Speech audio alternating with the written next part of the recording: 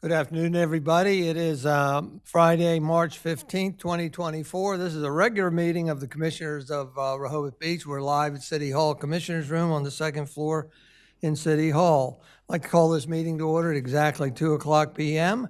Would you please rise and join me in the Pledge of Allegiance? I pledge allegiance to the flag of the United States of America and to the republic for which it stands, one nation, under God, indivisible, with liberty and justice for all.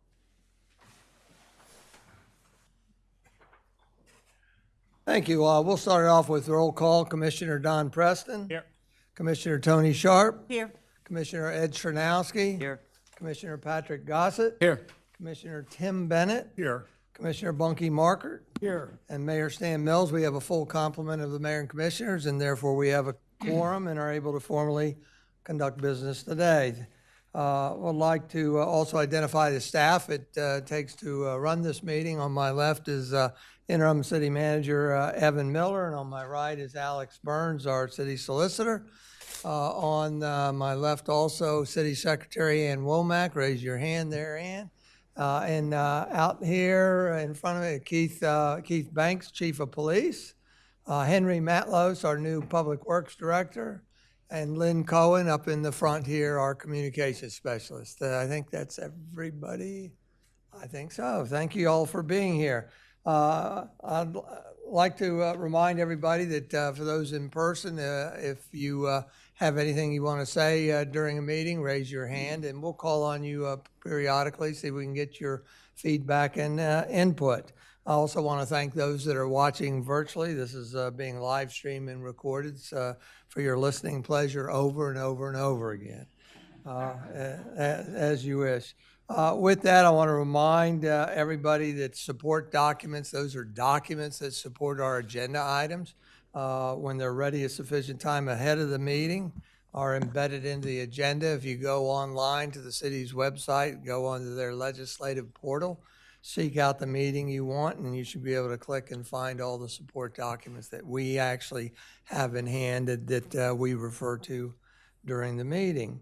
Would like to, let's see, would like in terms of core, let's see, I'm getting ahead of myself. Let's go to presentation of proclamation recognizing Women's History Month. Patrick, Vice President, you're going to join.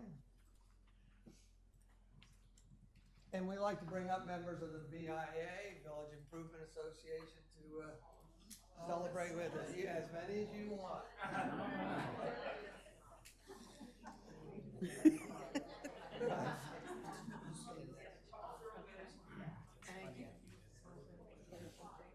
Between the two men.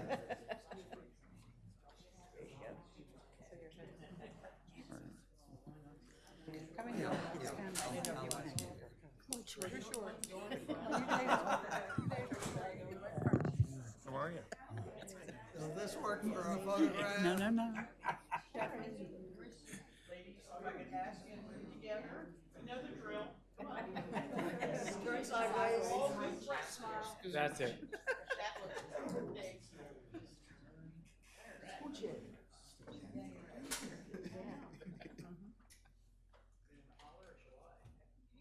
One, two, three, yay! Hey. 1, 2, 3, Women's History Month. 1, 2, 3, thank you. Commissioner. Wait a minute. Oh, one more. Go ahead. It's another one.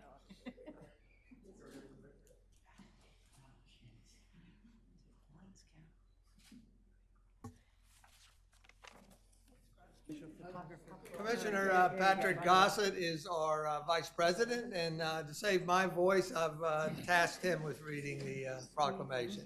Well, thank you for letting me do that. And I do want to say, start out with, it means a lot to me to do this because not only my mother, my grandmother, and my great-grandmother were very active in the women's club back in the small town in suburban Maryland I grew up in. Grandmother and great-grandmother were office holders and cracked the whip with those folks. So, not that ever happens here, I'm sure. So let me read this. The Proclamation, Women's History Month, Village Improvement Association Day, March 15th, 2024. Whereas in honor of Women's History Month, we celebrate all of the achievements and contributions women have made. Over the course of the history of our nation, women have played a crucial role in advancing social justice, led groundbreaking scientific discoveries, enriched our culture in remarkable works of art and literature, and charted bold directions in our foreign policy. And whereas the Village Improvement Association of Rehoboth Beach, Delaware, the VIA, is a women's civic and charitable organization dedicated to community improvement. Since 1909, the VIA has been dedicated to improving the Rehoboth Beach community and enhancing the lives of residents and visitors. And whereas the VIA's many contributions included starting the Rehoboth Beach Public Library, co-founding the Rehoboth Beach Art League, and constructing the Lake Gerard Children's Fishing Pier and reconstructing. Whereas also the VAI provides health-related education, support for homeless adults and children, scholarships, and community beautification efforts, to name just some of their energetic achievements. And whereas the VIA currently 238 volunteer members continue this tradition of service by succeeding and surpassing 115 different contributions to the City of Rehoboth Beach in celebration of the organization's 115th anniversary in 2024. Now, therefore, as part of Women's History Month, we, Mayor Stan Mills, and Board Vice President Patrick Gosset, do hereby proclaim Wednesday, March 20th, 2024, as Village Improvement Association VIA Day in the City of Rehoboth Beach in honor of the 238 VIA volunteer members who make such a positive difference in our community. Proclaimed this 15th day of March 2024, Stan Mills, Mayor, Patrick Gosset, Board Vice Chair. Hey.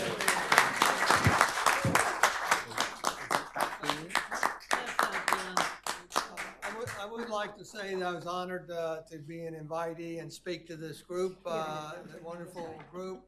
I accidentally, during my speech, reported that their membership had exceeded 29,000. I think I was only off by 28,750. That's a laudable goal for it. I'd like to turn it over to Kate to introduce herself and her position with the group, and let's go ahead and introduce everybody else up here, if you don't mind. Okay, all these are open? Yeah. Yes. Okay. Hi, everybody. I'm Kate McKenzie. I'm president of the Village Improvement Association. And I am just really thankful for being here today. Before I read what I wrote, I'm going to have everyone introduce themselves. Okay? So go ahead. Sandra Skidmore, newly minted member. Diane Baravel. Paula Evans. Mary Beth Doherty. Sharon Ferrara. Kathy Nave. Mary Ellen Kenny. Ann Sebastian. Diane Raycobb. Carol Hall. Sharon Colley. Who am I missing? Stephanie Hobbs. Stephanie Hobbs, yes. So this is just a smidgen of our members. So I wanted to thank Mayor Mills, Vice President Gosset, today's sponsor, Commissioner Sharp, all the commissioners, and the acting city manager, Evan Miller, for the entire team for helping us and nominating us for this. Today is an exciting day for the Village Improvement Association and for women throughout the Rehoboth area. We're celebrating Women's History Month. I am thanking the Village Improvement Association founders and past members for the role models that they were for future generations. Secondly, I thank the leaders of the City of Rehoboth Beach for their long-time support of our efforts, for being always willing to work together with us. And we've had some crazy ideas over the years, right? All right. During our 115 years, whether it was cleaning the marshes from mosquitoes back in the day, or today supporting the services to the homeless and the hungry through charitable contributions and volunteer work, we remain true to those who walked before us, and we believe, as we do, that you do, that we can help to make a difference in the wonderful city that we have. Both the city officials and the city departments and the VIA have strong beliefs in the city and the people who live here. That is why we work so well together. So I thank you profusely for acknowledging our successes over the years. Most recently, you will see our members working on beautifying the city and for the fishing pier, the children's fishing pier. This year and going forward, in honor of VIA Day, March 20th. Our members will each be volunteering at least 1 hour on that day in the community. Speaking for the over 230 members, may I thank you once again.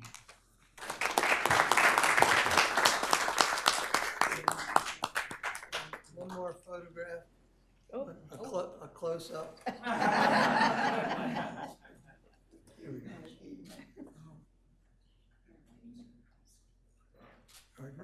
Oh, Did you get it? Thank you. Thank you, ladies. Thank you very much.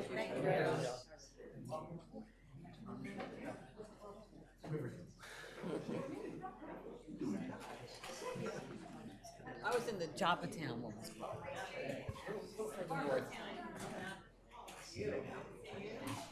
Sometimes they're in the morning. Sometimes they're not too. Depending on who puts them on. This Proclamation.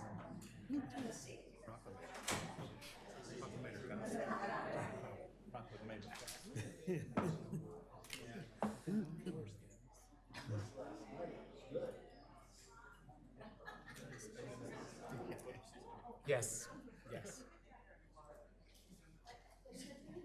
Solar power. Our next item of business is correspondence, and I don't think we have anything specific to this. I will refer everybody back to this morning's agenda for budget meeting number 4. There was, I think, 9 items of documents or communications in there that were generally supportive of the budget requests by certain agencies. Next on our agenda is approval of minutes. I have 8 sets of minutes in front of us for approval. Are there any that need correction? If not, then I would entertain a motion for approval of the set of 8 minutes before us. So moved. Second. We have a motion by Commissioner Don Preston and a second by Commissioner Ed Chernowski to approve the 8 sets of minutes before us. Is there any discussion? If not, all those in favor signify by saying aye. Aye. Aye. Those opposed. And the minutes are approved and the motion's approved unanimously. Thank you very much. With that, we move right on to the City Manager's report. Evan? Thank you, Mayor. Good afternoon, Mayor, Commissioners, and members of the public. The city's water department will flush fire hydrants in ocean blocks across the city the week of April 8th. This flushing helps ensure water quality and removes mineral deposits in the water distribution pipes. The tentative schedule is to flush the hydrants from Wilmington to Laurel on Monday that week, from Newcastle to Prospect on Tuesday, and Maryland to Grenoble on Wednesday. Water customers may experience low water pressure and/or discolored water during the flushing, so please plan not to run your washing machine or dishwasher on the day scheduled for hydrant flushing on your street. If your water is discolored, just simply run the cold water from an outside spigot or the bathtub until it clears. An update on the Beach Patrol construction project. The sheet pile installation at the site has been completed. Next week, work on stormwater installation will resume, and the following week, foundation work on the main building will begin. Foundation work will include driving piles, bonding, and pouring concrete. We should continue to expect construction noise at the site at least through the end of this month and likely until the facility begins going vertical. Regular project status updates are being posted on the project page at Reach Out Rehoboth. Also, prior to the beginning of the season, we'll work with the contractor to create a banner that provides directions to the medical services temporarily planned at Delaware Avenue and the temporary located restrooms just south of Grenoble, as well as the permanent public facilities along the boardwalk. And finally, the permit application for the temporary facilities near Grenoble has been submitted to DENREC. On the State Road Sidewalk project, again, this was a DelDOT project along State Road. That is essentially complete. So all concrete has been poured. There are some final items. One stump needs to be ground. There's minor tree trimming and then sealing in a few areas that will be completed in the coming weeks. An update on the Rehoboth Avenue LED conversion. So during the last city manager's report, I shared that we had finally received the parts and we're ready to begin installing the new arms on Rehoboth Avenue median. Again, those are the teardrop fixtures on the median lights. And this is part of our 3-phased LED conversion project. Unfortunately, the arms received do not match the existing arms and don't attach to the poles correctly. So the correct arms were specified to the contractor, and so the contractor is working to correct this problem expeditiously. Most likely installation will not occur until after the summer season. Just a reminder that city offices will be closed on Friday, March 29th, not on April 1st. Friday, March 29th, in observance of Good Friday. Trash collection will not be impacted by this Friday holiday. Related to trash collection services, I would like to note that twice a week, trash collection resumes the week of April 15th. Also, the city's free annual street bulk pickup will take place on the south side of the city, April 29th through May 3rd, and on the north side on May 6th through the 10th. Note that south side pickup does include Schoolview and Scarborough Avenue, and please visit the trash and recycling page on the city website for a list of acceptable items. Again, cityofrehoboth.com. Finally, there was a comment made this morning from the Historical Society about them finalizing some details related to their MOU with Paul Lovett for the diorama display. It sounds like right now the Historical Society is planning to open up the location for Paul Lovett to display the diorama around Memorial Day. So it's my intention to execute an addendum to the MOU that allows Paul to keep his diorama here at City Hall through Memorial Day. And that's all I have to report. Just one clarification question. On the bulk pickup, is that going to be done by our team in-house? Yes. Okay, Yes. thank you. Let me pause a minute. Chief, would you fix these two microphones, please, so that Heidi doesn't have a big black foam in front of her face? And just down a little further. Thank you. There we go. That makes a world of difference. Thank you very much. And I do have, Mayor, a street aid expenditure payable to Delmarva Power in the amount of $11,521.93 and Apple Electric in the amount of $1,033 for a total of $12,554.93. Mayor, I move approval of two street aid expenditures in the total amount of $12,554.93. Second. We have a motion by Commissioner Ed Chernowski and a second by Commissioner Tony Sharp to authorize city manager payment of expenditures in the amount of $12,554.93. Is there any discussion? If not, all those in favor signify by saying aye. Aye. Those opposed? And the motion is carried unanimously. Thank you very much. Is that all for you? That's all, Mayor. Thank you. That's all, Evan. Thank you very much. With that, we'll move on to the Solicitor's Report. Alec Burns, and you notice I got both names correct this time. Thank you, Mayor. Good afternoon, Commissioners, members of the public. I just have a quick update on the 330 Hospitality Group LLC litigation. Recall this is a challenge to a denial of a rezoning request. I won't go into excruciating detail about the procedural posture. If you'd like to look up this case, it is S22C-11-016 RHR. Dan Griffith is the counsel for the city handling this case. And I spoke with him yesterday. He expects a decision sometime in Q2 for this case, in the second quarter. Currently, the court has discretion whether to hold oral argument or rule on the papers. So we're waiting for a decision from the court. Dan thinks that maybe sometime in the next 60 days, the court will decide how to proceed. And that's all I have. Thanks. Thank you much, Alex. With that, our next bit of business is departmental reports. There are 5 of them. They are embedded in the agenda, so we're not going to spend any time on those today. The next item of business is board and commission reports. I was successful in getting reports from all 3, but only 2 got embedded. The Board of Adjustment report is in there. The Planning Commission, Susan's going to come up and speak and give an oral addendum to it. And then under the Parks and Shade Tree Commission, their note is that the Parks and Shade Tree Commission last met July 24, 2023. Since that time, no cases have been placed on the commission's agenda, so we've held no meetings and have no new cases to report. We expected to have fewer meetings as a result of the updated tree ordinance, as our cases are limited to appeals of the city arborist decision. We do not expect to have any agenda items until a new city arborist is hired. We hope this critical position will be soon filled. I did have a talk with Chair Laura Ritter and indicated that the lack of hearings in front of the Parks and Shade Tree Committee are not due to a lack of an arborist, because Evan has Liz Lingo, our former arborist, on retainer as consultant, so that we're not held up on those. And that's essentially the report from the Parks and Shade Tree Commission.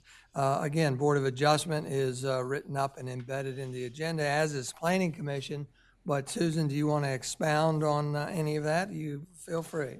Yes, I'd like to give Mayor, I'm sorry, before you go past Parks and Shade, I'm just curious with, since you brought up Liz Lingo, since her absence, do we know if we have applications in the pipeline that are problematic for our constituents? Or can we find that out at some point? No, I'll let Evan respond right now.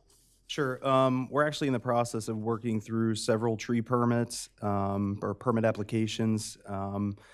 They range from mostly tree removal applications. Mary Ellen may be able to shed a little bit more light than I could, but there are, at least from emails that I've received, 3 or 4 applications that are in the pipeline right now. I do know that just this week, Mary Ellen and Corey Schinko met with Liz to sit down and review all of the pending tree applications, the status of those applications, and then next steps and deadlines for those. So I do know a meeting was scheduled again this week to coordinate all of those outstanding permits and make sure that we, again, continue to move those forward. As long as we've got our eye on the pipeline, Yes. that would be, I think, in the best interest of Absolutely. everybody. Thank you. Thank you. With that, the floor is yours, Before I get Susan. to my report, Mayor, let me just say that I'm very pleased at that Park and Shade Tree report, especially since it looks like the tree ordinance is working. It may well be. So I'm very happy to hear that. And you're here in what capacity? I am here as Vice Chair of the Planning Commission, and I will say this will be a timely report if there ever was one. First of all, I had decided recently that it would be a good time for an update. There is a report in your packet that our Chair, Mike Bryan, wrote, and I'm obviously not going to read that. It summarizes the petitioning cases at our meeting this month, which was a week ago today, last Friday. But part of the reason I'm here is to give you an update on an ordinance that you passed last September. You may remember that you passed an ordinance that sends all of the lot consolidations and petitionings back to the Planning Commission. And I remember there was lots of discussion. You all worked on that ordinance between March of '23 and September of '23. And there was lots of discussion throughout the process about our workload and general concern about how long these processes take. And I had to chuckle. There was also a number of references in those meetings to an estimate of the cases that we would have each year, or that exist each year, and the number was 5 or 6. Well, in the first quarter, we've already had 5 cases, and there are many more in the pipeline. So, but I am very pleased to report that the language that you put in the code to allow some applications to go straight to public hearing and therefore speed the process is working very nicely. Out of the 5 cases that we've had, 4 went straight to public hearing, 3 were approved at that public hearing, and 2 have outstanding issues that are still being worked on. But as an example of the impact of going straight to public hearing, in addition to the time saving, all you have to do is look across the street at the Summer House project and see that the lot consolidation that we were able to approve in January resulted in your permit of compliance being approved right after that, and they are constructing as we speak. So again, I thank you for putting that language in the code, for sending the process back to the Planning Commission, and I think it's going extremely well, and so I hope you all are relieved as well with some of the concerns you expressed last year. And in addition to our new projects in consolidations and in petitionings, we have several site plan reviews coming up. We've in fact scheduled 2 meetings in April so that we can have adequate time to go over them. So we're having a meeting both on Friday the 12th, which is our regular day, as well as the day before, Thursday. Right now we have the mixed-use project at 413, 415, 417 Rehoboth Avenue preliminary review. They came to us for concept review in November and have been finalizing the plans, and now we're doing a preliminary review next month.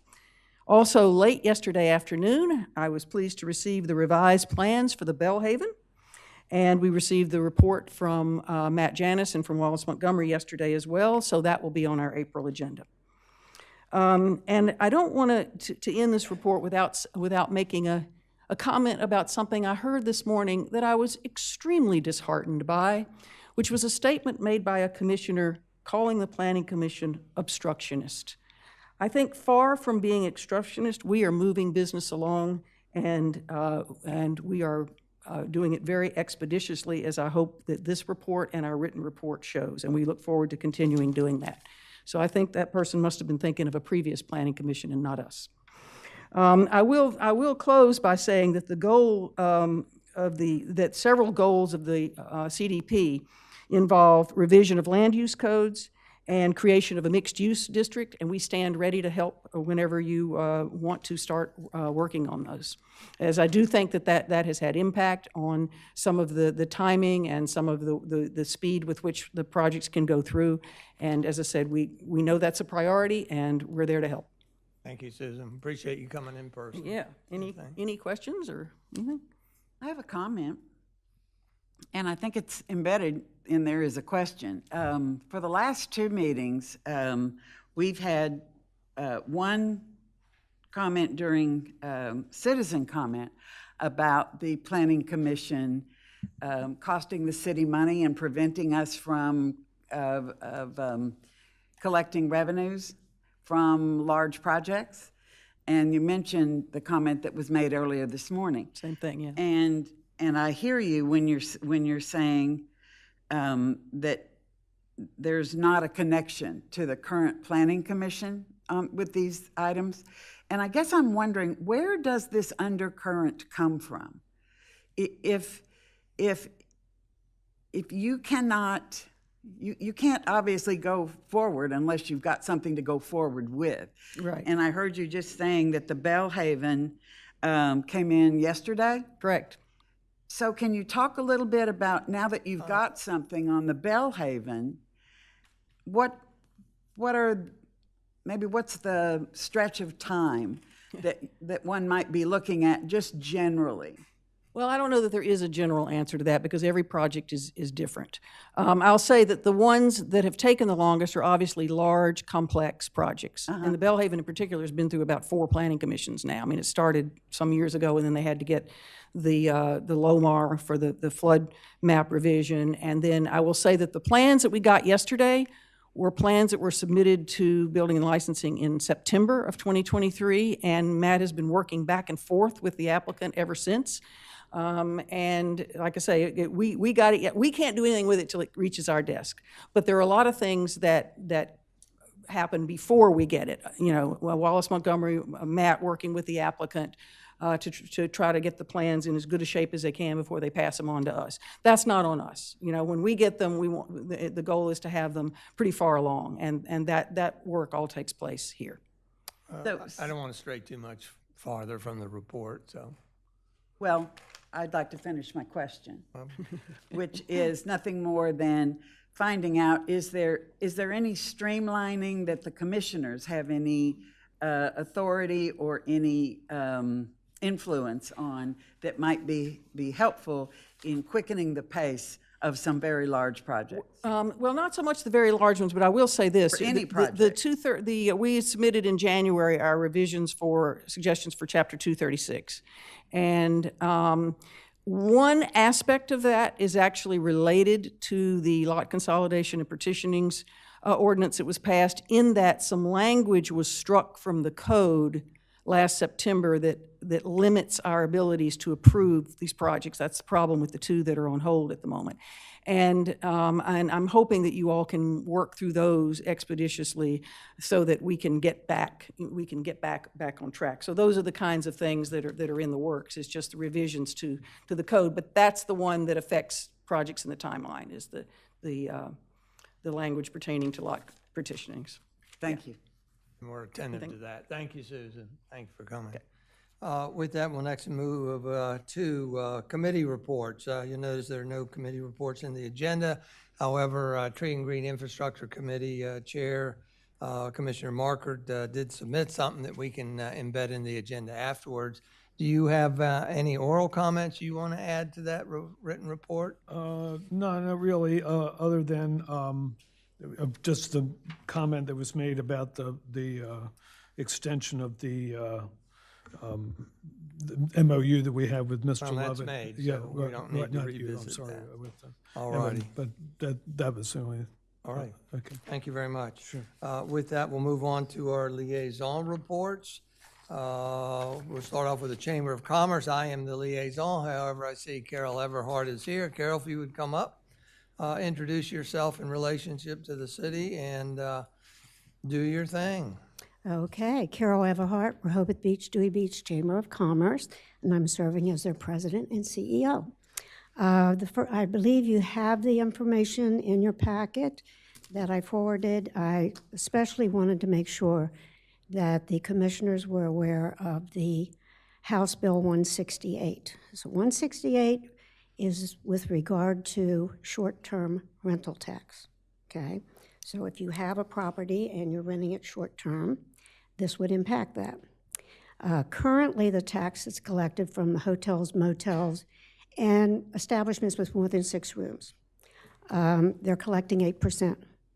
What happens to that? Well, 5% is retained by the state, okay? 1% goes to Delaware Tourism with the caveat it must be spent on marketing the state. 1% goes to beach replenishment. That may be a benefit in the future to towns that are possibly going to be seeing some kind of an increase in beach replenishment funding. And 1% is returned in our county, just Sussex County, to Sussex County Tourism. They retain 45%. They're charged with using that 45% for marketing the county only. Where's the last 55% of that 1% go? It goes back to the zip code it came from through their local chamber. And the regulations on how that's spent are very clear. And you must submit your application, go for an interview, and if you have not spent it correctly, you don't get to keep it. So it's very well run. So this new bill, this is what I understand about it right now, and I thought this was important. It caps any currently collected short-term at 3%. So if I was someplace that was collecting 4%, I can't collect more than 3% because that 3% or whatever the percentage may be goes back to the state and gets put into the same pot with that prior 8%. So it's not just hotels and motels collecting it, it's short-term rentals. Okay. There's only 2 states that don't collect this, Alaska and Delaware. There's a few counties in California that don't, a few counties. The other thing about this is it's a pass-through tax. So if you're renting your property and you must collect this extra tax, you're passing it on to the visitor who's renting that property. The same for hotels and motels. That's what they do. They collect it, they send it back to the state, and each county is a little bit different, but that's what happens here. The state would benefit from this amount because we talked about housing. This is additional money. They could decide to do that with it. They could do more grants with it. Whatever the state decides to do with it, it would be additional money in their pot. Beach towns would benefit from the funds because of the beach replenishment. So this money, that 1% that goes to beach replenishment, this will be put into that. So it then becomes that. An annual occupational license, so if I'm renting my property, $25. Get that from the state, okay? If it passes, it would take effect on February 1 of 2025. So we would know by the end of January 31st, and it would take effect in February. Some broader information about this is Right now, this is from the state, and this is from 2021 figures. The visitation in 2021, there were 28.3 million visitors. That included day, night, overnight. A new Delaware record was 9.8 million overnight visitors. The tourism industry jobs, their employment, it's at a record. 47,760 full and part-time jobs. That's going to increase. We all know that there's not enough staff. And this would increase that. It's going to be a challenge. 64% of all new jobs created in 2021 came from tourism. It's now the fourth largest employer for jobs. Visitor stats, 83% of overnight travelers to Delaware are repeat visitors. I come once, I'm coming again. And we certainly see that in all the information that we collect at the Chamber, they're repeat visitors. Visitor spending topped $5.9 billion in Delaware, $5.9 billion. In the economic impact, $4 billion contributed to the GDP. Without tourism, each household would pay an additional $1,608 in taxes. That all comes from the state. So that isn't Chamber information, that's from the state. This just came into me this morning. I was curious how much is being collected, because you know the Airbnbs of the world and the VRBOs, they're collecting this, and they want to work with their states. They collected $382 million in 2022 in our state. That's money that's going someplace else and not here. And then I just also provided, you know, the normal occupancy that I have just for downtown. Something that I noticed in this, if you're looking at the chart, you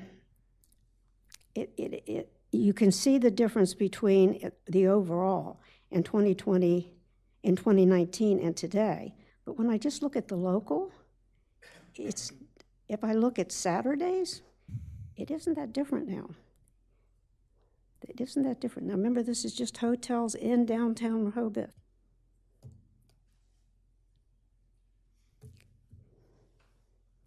Got a question? Any questions up here? Yeah, Carol, so if this short-term House Bill 168, if it were to be adopted and signed into law, we currently have a 7% short-term rental tax in the city of Rehoboth Beach. Does that mean it would now be 10% with potentially up to 3% going to the state? You could not raise it more than 3%. As I understand it, whatever town it is, it's already collecting a rental tax from their residents. They could not raise it more than 3% because they don't want to go over that 8. So in your case, if you were already collecting 6, you couldn't go to 9. You'd only give the state 2 of that. So you understand the extra percent, you get your money. That extra percent can't be more than 3%, and that goes to the state. Gotcha, understood. Okay, and goes into the pot that gets all divided up this way. That makes sense? Yeah, it does. And is this something that is the Chamber of Commerce supporting this? We have tried for years and years, decades, to have them look at short-term rentals before they were as popular as they are today, because there was funding needed for workforce housing. That was the main reason. It was seen as a pass-through tax. Okay, it wasn't something we were asking the resident to pay. Pass-through tax, take it and have the funds for your state to replenish the beaches, promote themselves, that type of thing. And the workforce housing, it could be used for that if the state decided to. Thank you, Carol. You're welcome. Question, how does the state or how does this bill define short-term rental? I think it's 160 days. I'd have to look to be sure, but it's either 160 or 180 days is short-term. Mm-hmm. If you're renting more than that. Do you know who the sponsor of the bill is? Right now, I don't know. Okay.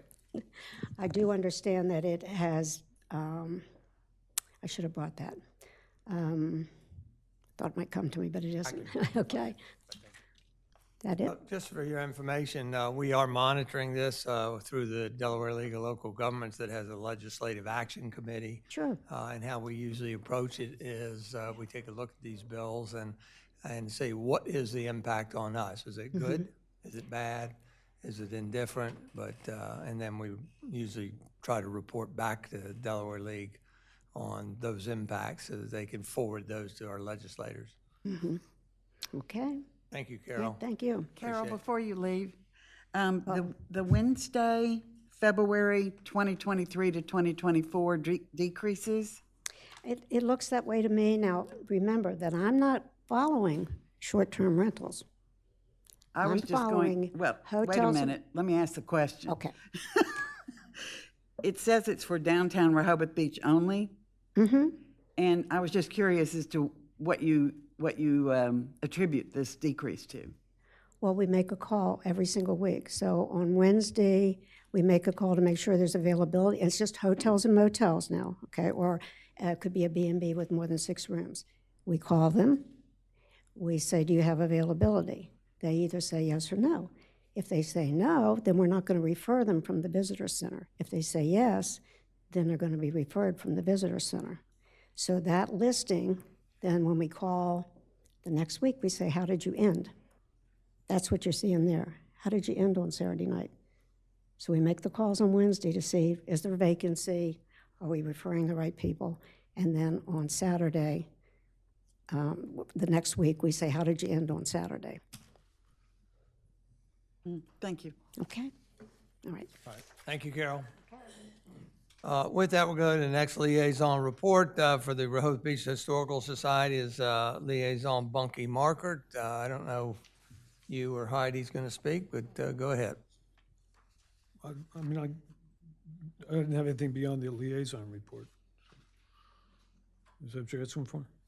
Yeah, We did do it. you want to, I know, but do you want to give anything oral or let Heidi give anything oral? Unless you want to. I mean, I thought this was enough. All right, well, this will be embedded in the agenda Okay. for, by Tuesday of next week, right? Today's Friday, Monday, Tuesday. With that, we'll move on to. Wait a minute, I'm confused. I don't have an embedded report, obviously. So did I just miss the liaison report?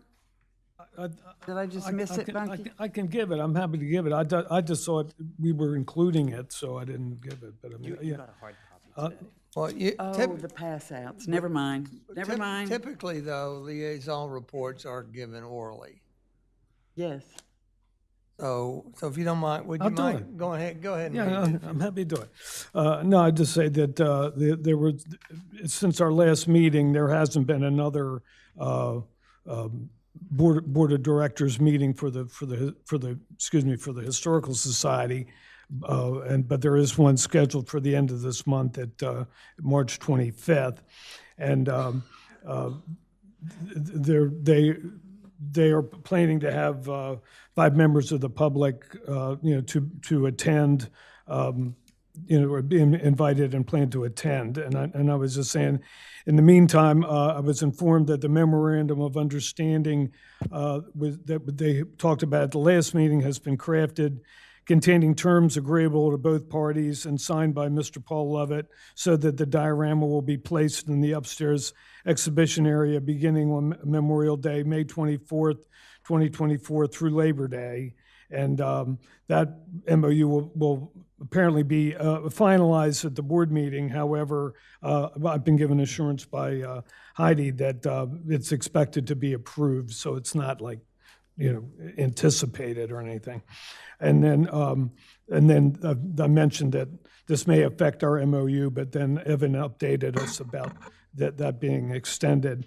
And then I also wanted to mention that they have engaged services to begin their strategic plan that will be discussed, initiated and discussed at the upcoming meeting. So that's, about to be underway. So that's what Do you know what time that board meeting is on the 25th? it's 5:30, and it's 5:30. 5:30, and then But are we meeting before then for the strategic plan session, or is that the first item on the agenda? Heidi, do you mind coming up Yeah, to if the you wanna microphone? Is respond that to that. microphone on, Chief?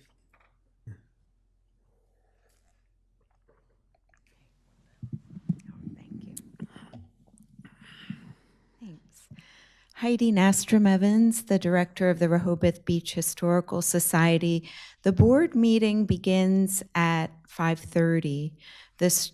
And that is where we've invited members of the public to attend. The strategic planning meeting before that is not open to the public. Right. When does that begin?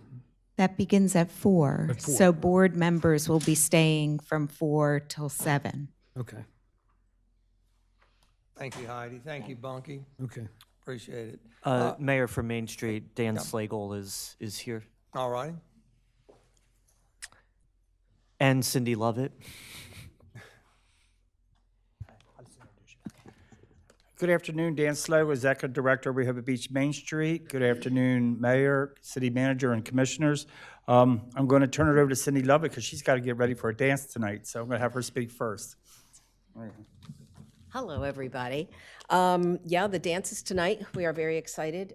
We have East Coast Garden Center has donated 300 plants that we're going to be giving away tonight. And we have these are part of our centerpiece tonight that we got from Peppers.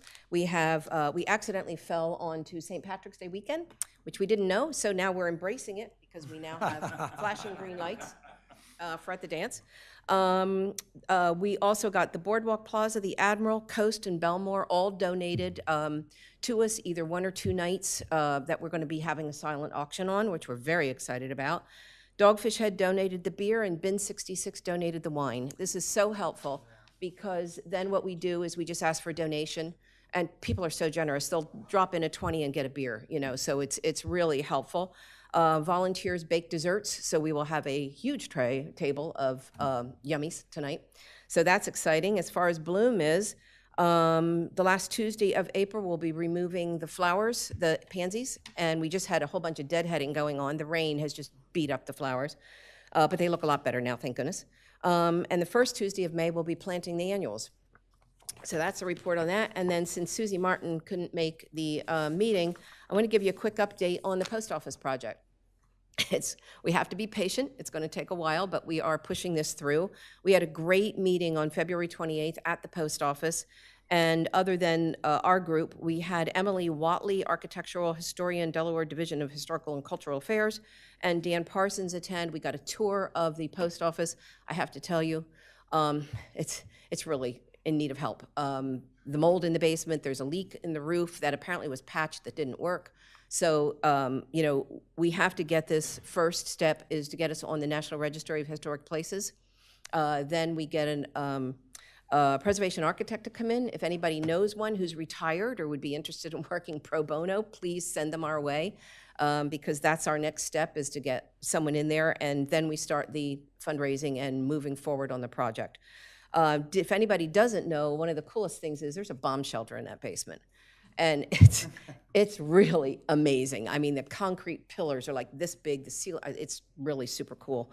But we are hoping to be patient, but pursue this project because we really want to get this done.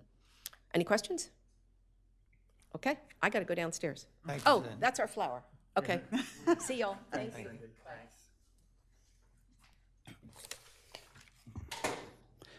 Just a couple things I wanted to mention that Main Street is working on.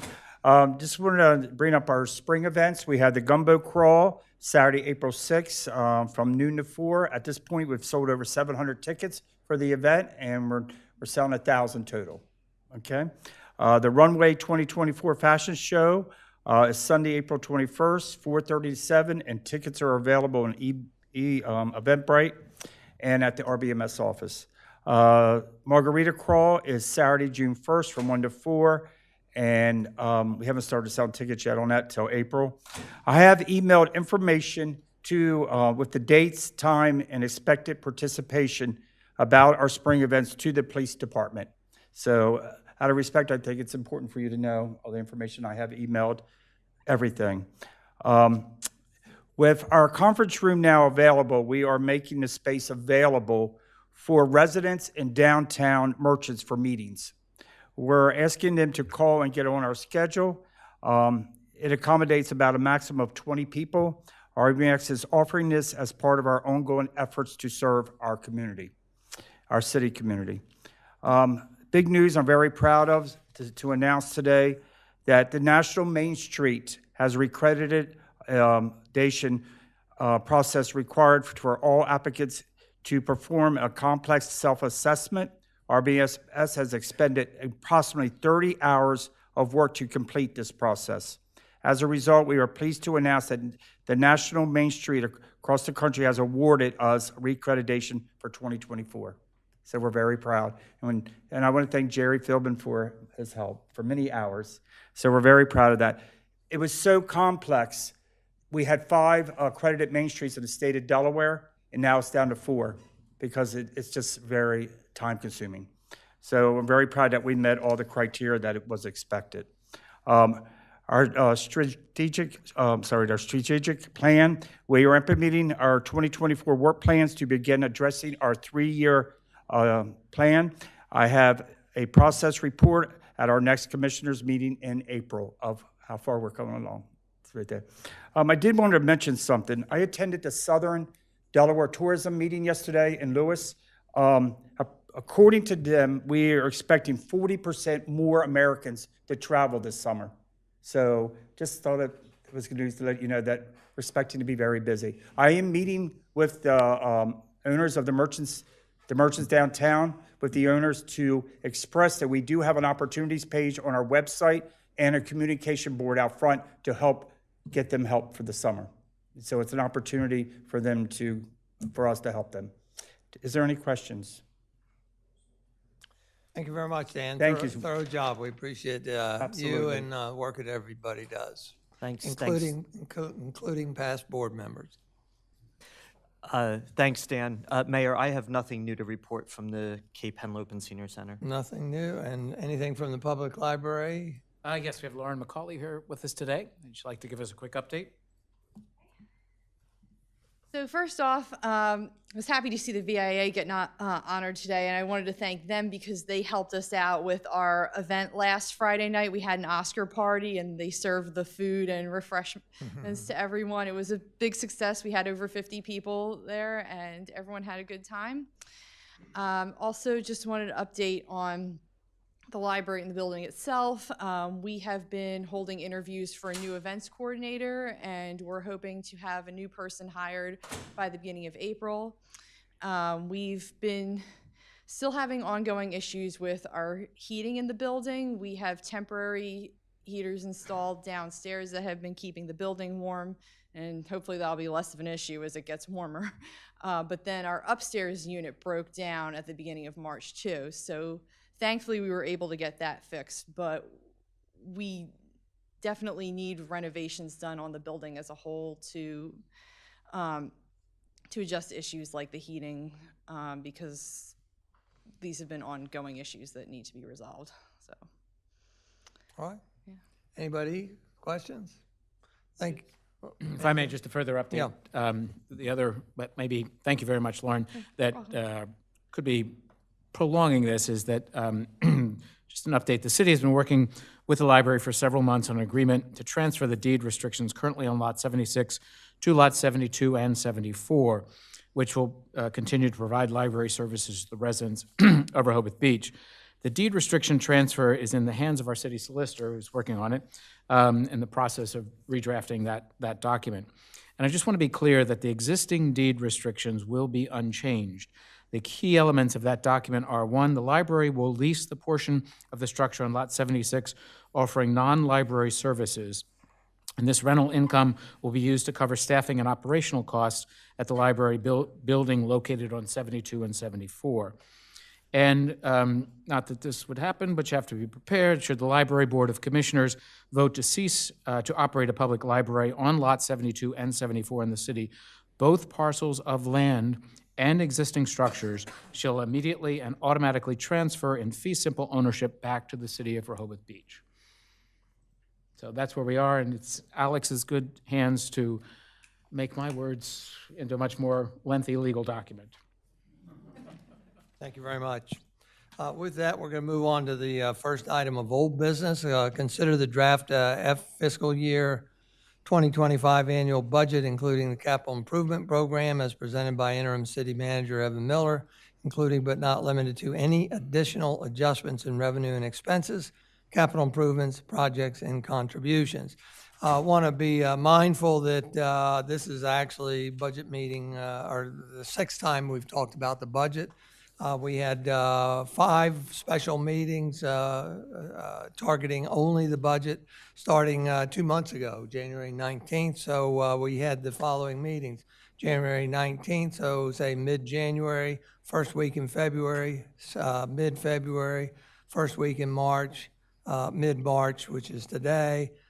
We had one this morning, and then, of course, we're at this point today.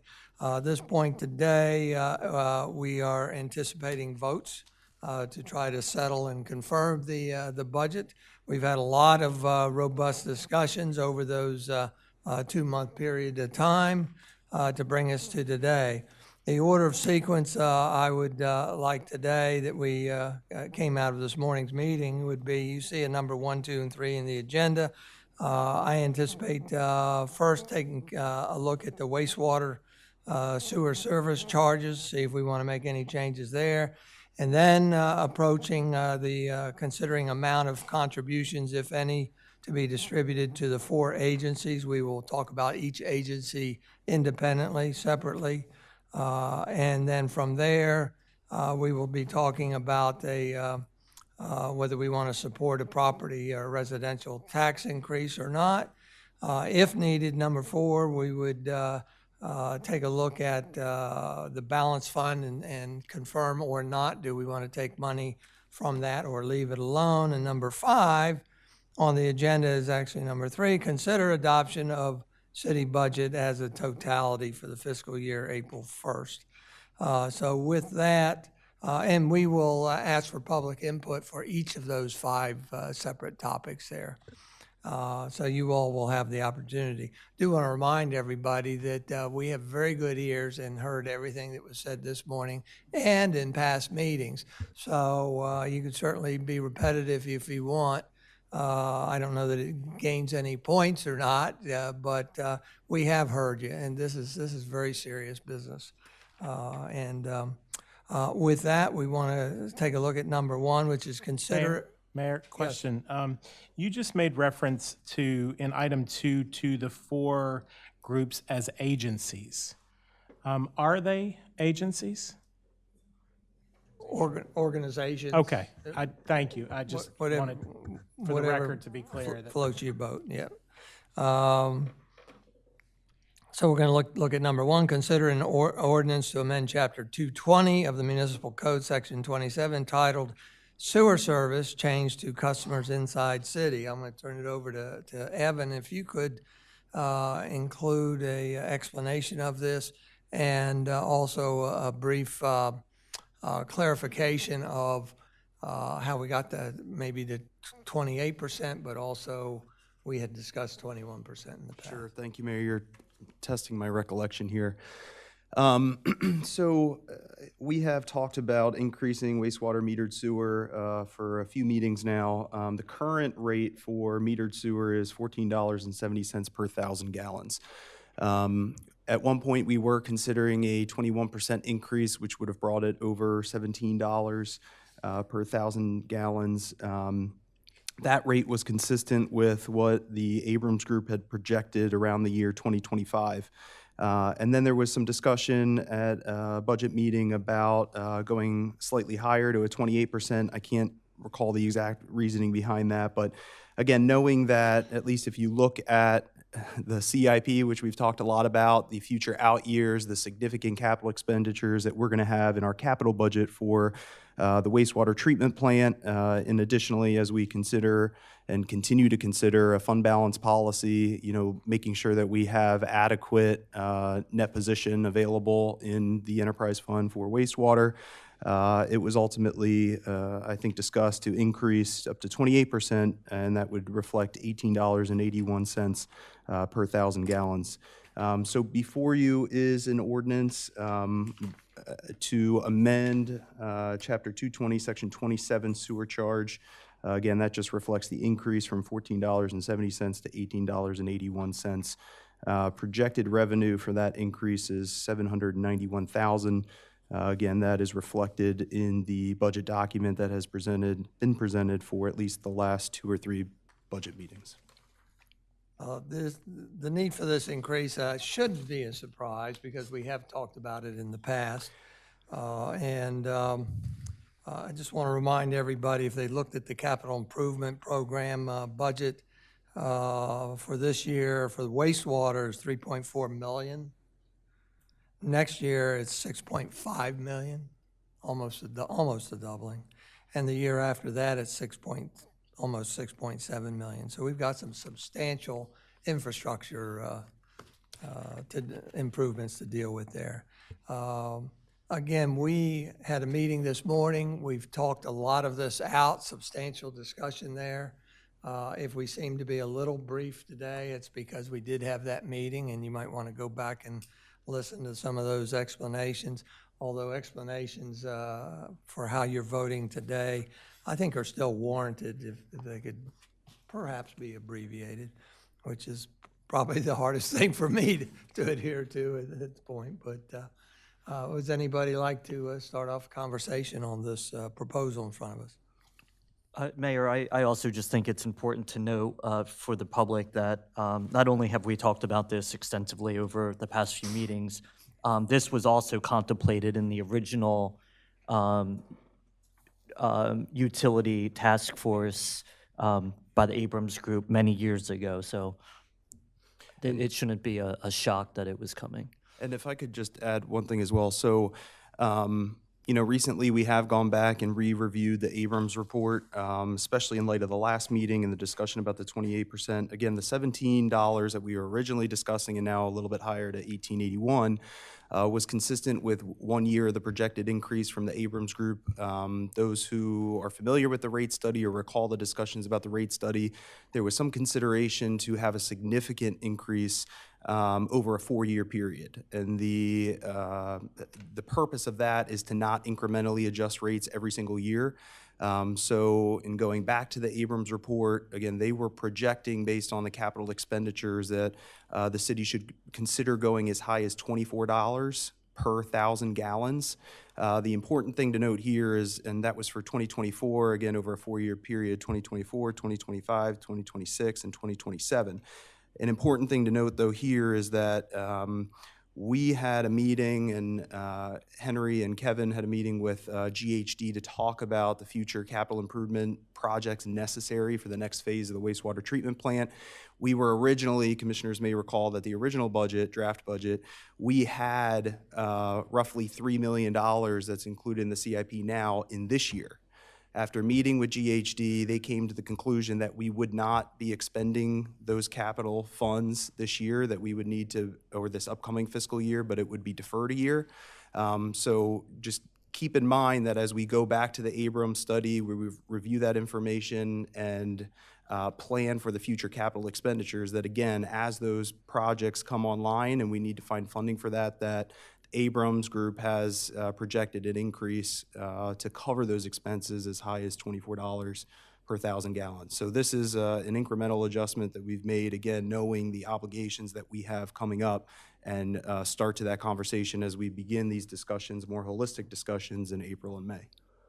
So Evan, Mayor, if I may, Evan, if I'm hearing you right, we're letting the public know that this is not just going to be an increase this year. Correct. It's going to be an increase this year, next year, and the following year at a minimum. Is that right? That's correct. And again, the original methodology used by the Abrams Group was that we didn't want to adjust the rates every single year. So they took an average over the course of 4 years and established a rate at the time that would be consistent across 4 years. Obviously, as we begin to draft the FY26 budget, we look at revenues, we look at expenditures, we'll continue to go back to that rate study and evaluate that rate. But again, years ago, when the rate study was established, they were projecting an increase of roughly $24 in FY2024. But again, the big capital expenditures that we're seeing at the wastewater treatment plant have been deferred a year, so we have additional time to review those rates, review the expenditures, and figure out, come to some conclusion on what we need to do revenue-wise. So. Thank you. So just to clarify, that 3 million you mentioned Yes. moving, how is that categorized? Is that 3B? Phase, let me just look at the CIP. Or Henry can answer too. Yes, so phase 4. Phase 4, actually it's $6 million over the course of 2 years. So phase 4 wastewater treatment plant upgrades, again, this is planning for the capital expenditures. Right. So not under a loan, the city's capital budget, funding for $6 million, not this upcoming fiscal year, but the following fiscal year. Is there anything you want to add, Henry? Henry Dallas, Public Works. No, that sums it up. 3B will be finishing up later this calendar year. Thank you. Thank you. Well, with that, unless there's any more discussion, I would entertain a motion. Mayor, I just have one comment before Yes. the motion, and that's nothing more than I really resonate with your statements made by a couple individuals that this should not be a shock.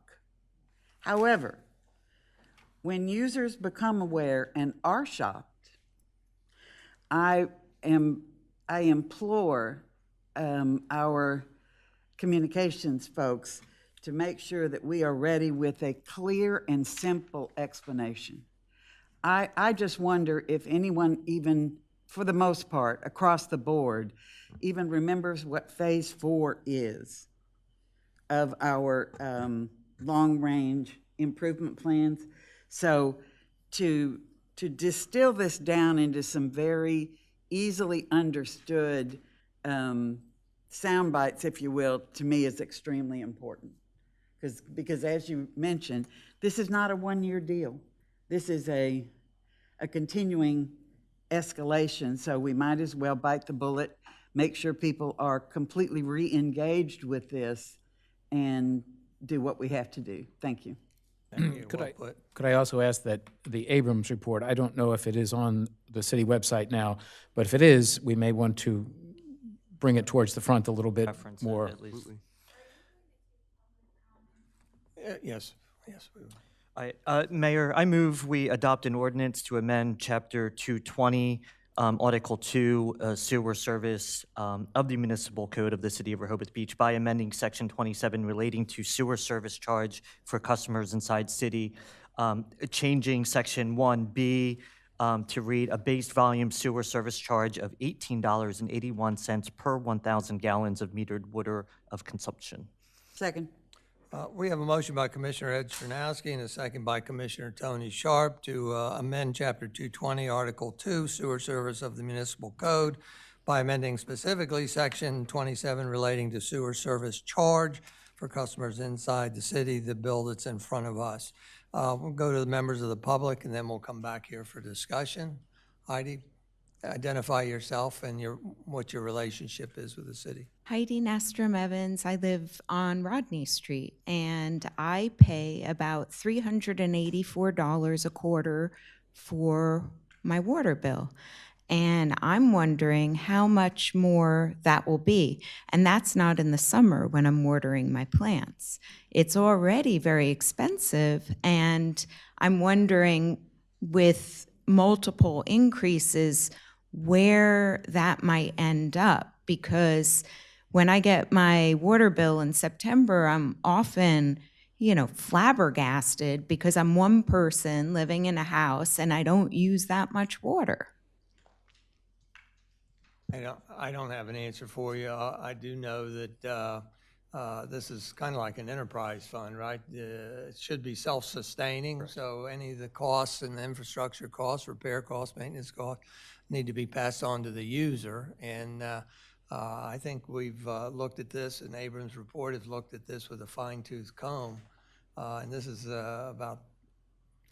appropriate amount to try to keep up with infrastructure. And again, it's not helping to answer your question, but we'd want to reinforce that this is going to happen in the next 2 years also.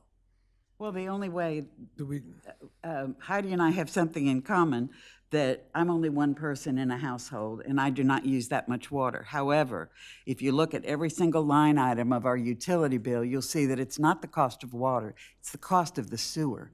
Right. And that in turn connects to the plant.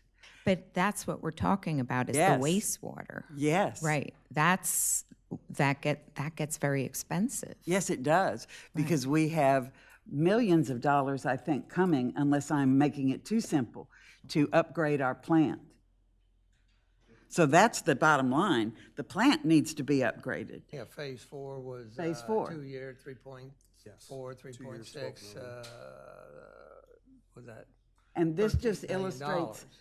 illustrates my point earlier about level of awareness, level of understanding of why this is, so that at a minimum, there's more clarity on what this issue has been and is. And one of the other points also is that your water bill, if you will, is actually described as a utility bill, and it also includes your refuse surface. So there is a charge in there for trash Right. removal, what have you. So it is not strictly. It's just a very big bill, and I mean, I'm assuming you all get the bill too. Yeah.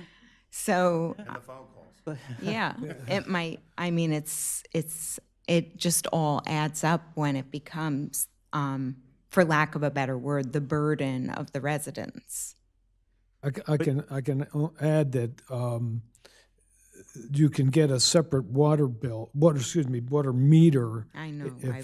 I don't know, that may or may not be cost effective, but you That can costs exclude the wastewater $1,800. portion for your lawn watering. Yeah, that costs $1,800 to install it. So for the meantime, I've bought a rain bucket that I plan to install this spring. Okay. Conservation's a great thing. Yeah. Thank you, Heidi. Thank you. Anybody else from the public? If not, we'll come back to the commissioners. Is there any further discussion here in front of us? If not, I would call the motion. We'll do a group call unless there's an objection. All those in favor of amending Chapter 220 in front of us to change the sewer charge to $18.81 per 1,000 gallons of metered water as per the bill in front of us, signify by saying aye. Aye. Those opposed?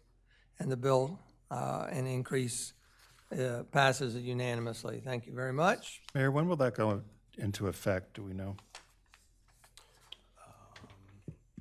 It states immediately. on the Yeah, it's bill. immediately. Okay. So whenever the next billing cycle starts. Point of clarification also, I know we're having a fee discussion in next meeting. Would this be something that would be reflected in that fee structure as opposed to being embedded in the code itself, but it would refer to a fee structure listing? Yes. Thank you. Yes. All right, we'll move on to the next item of business, which is to consider amount of contributions, if any, to be distributed to the 4 organizations in front of us. As I mentioned earlier, we're going to take them one at a time independently. And during the course, we will again allow for public input on each of those 4 independently. We're going to start off and take them in the order in front of us. Again, we had substantial conversation this morning that may not be reflected in every comment reiterated here. Hopefully not, so that we can get out a little quicker than normal. But we'll still devote the appropriate amount of time. With that, we'll start off with the Rehoboth Beach Volunteer Fire Company. If you recall, they, last year, they made a request for $150,000 and received it. And this year, they upped their request by $50,000 to $200,000. So that's what's in front of us today. Anybody like to start the conversation? Mayor, I move we grant the request of $200,000 to the Rehoboth Beach Volunteer Fire Company. Second. We have a motion by Commissioner Ed Chernowski and a second by Commissioner Tony Sharp to, I guess, award the Rehoboth Beach Volunteer Fire Company a contribution of $200,000. Is there any, let me go to the public first and then we'll bring discussion back here. Anybody have anything to say? If not, we'll bring it back here for discussion. Mayor, as I had mentioned in discussions this morning at the budget meeting, I feel that there should be conditions established for this grant funding. And what I had discussed this morning, and it's open for further discussion, was based on the $200,000 fulfillment of their grant request, which is what they did request, that $100,000 be provided at the start of our fiscal year, then $50,000 provided when the fire company presents a written emergency services fee plan to the city manager, at which time the city manager or city staff and manager will review this proposal to determine how the administration and implementation of this proposal will work. And then the final $50,000 provided once that fee is implemented by the fire company in the city. After further discussion a little bit, that last $50,000 may be at the end of the fiscal year or based on availability, as I know that implementation is going to be rather difficult and timely. But I think it necessary that we have a condition that the fire company come to us with a presented proposal that that the city staff and then eventually us can react to. So it'd be 100 initially, 50. In terms of the fire protection. Fire protection, 50 at the fire protection fee when a written fire or emergency services fee, we're going to retain it, thanks to Commissioner Bennett, is presented to the city manager. And then I would leave it to the determination of the city manager for the last $50,000 based on availability of funds, but to be paid before the end of the fiscal year. I'm fine with all that. I'm reluctant to agree to that third one based on availability. I think we need to make a commitment so that the fire company knows what to act on. So I'd be fine with that for the first. Well, as our Director of Finance has mentioned, that we are, for lack of a better term, on a roller coaster of revenues and expenses, and a lot of our revenues are realized in the midsummer, and as are some expenses, but we have to cover ourselves for those.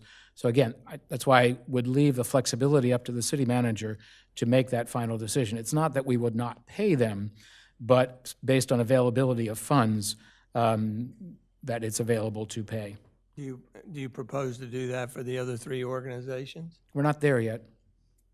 I'm working on the fire department, my own conditions. It would be helpful to know that before we vote on the first one. This is open for discussion to anybody. I would propose the same, yes, but the discussion is on the fire department at the moment, and those are my proposed conditions, and I would ask for reaction from my fellow commissioners. I support these three conditions because, especially on the third one, that I have heard one too many times that I can't get really specific answers to questions about our budget because we don't have the information. So as we get farther toward the end of the fiscal year, I think it makes perfect sense to review what our availability is based on what happened in previous parts of the year to actually pay the final $50,000. Anybody else? I don't have a problem putting conditions on it. I feel like we're getting a little too specific, whereas I would leave more flexibility to the city manager with our intent that we want part of it held back until they deliver on what we've asked them to do. For example, in the conditions you talk about paying $100 up front. I don't know that in general practice we usually do that. I think we generally do the first payment to these organizations in August. Once we start to have, at least from my experience, it's always been August and October that we make payments, so. Since this is something that we've not done before, maybe I'd defer to the city manager to see if that's appropriate manner of timing for payment of funds.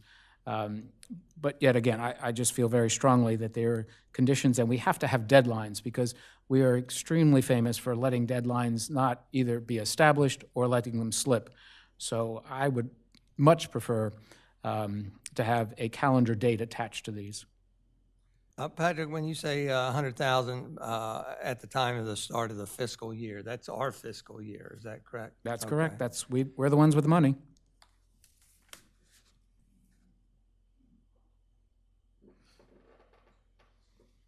With that, let's go to the public and see if they have any input, and then we'll come back and entertain a motion. Carolyn? Just, Mayor, for the record, there's a motion and a second on the floor. Carolyn Diefendorfer, city resident. That's okay. Yeah, but the motion has already been made. Yeah. Oh, that's good. I'm concerned with saying that money's going to be paid out in, for example, April, if the large portion of the city's revenue hasn't come in. I can confirm that Main Street, for example, has historically gotten their money in August and October. I'm assuming that the other organizations are the same, and if all of a sudden you're accelerating that, do you have the money in the right account to make that payment? So, thank you. I'm willing for an amendment. I look to the city manager. Again, my issue is that we tie this to actions. The dates are inconsequential to me, but there has to be condition-specific action items. Evan just confirmed it. In the past, historically, it's been July and October for the fire department. So, Commissioner Gosset, if you want to reread using those dates, We've divided them into three, so it's $100,000 in July 1. Mr. Miller, is that appropriate, or the month of July? Yep, month of July. Can I suggest possibly just making the first payment subject to getting the agreement, and then schedule at will after that?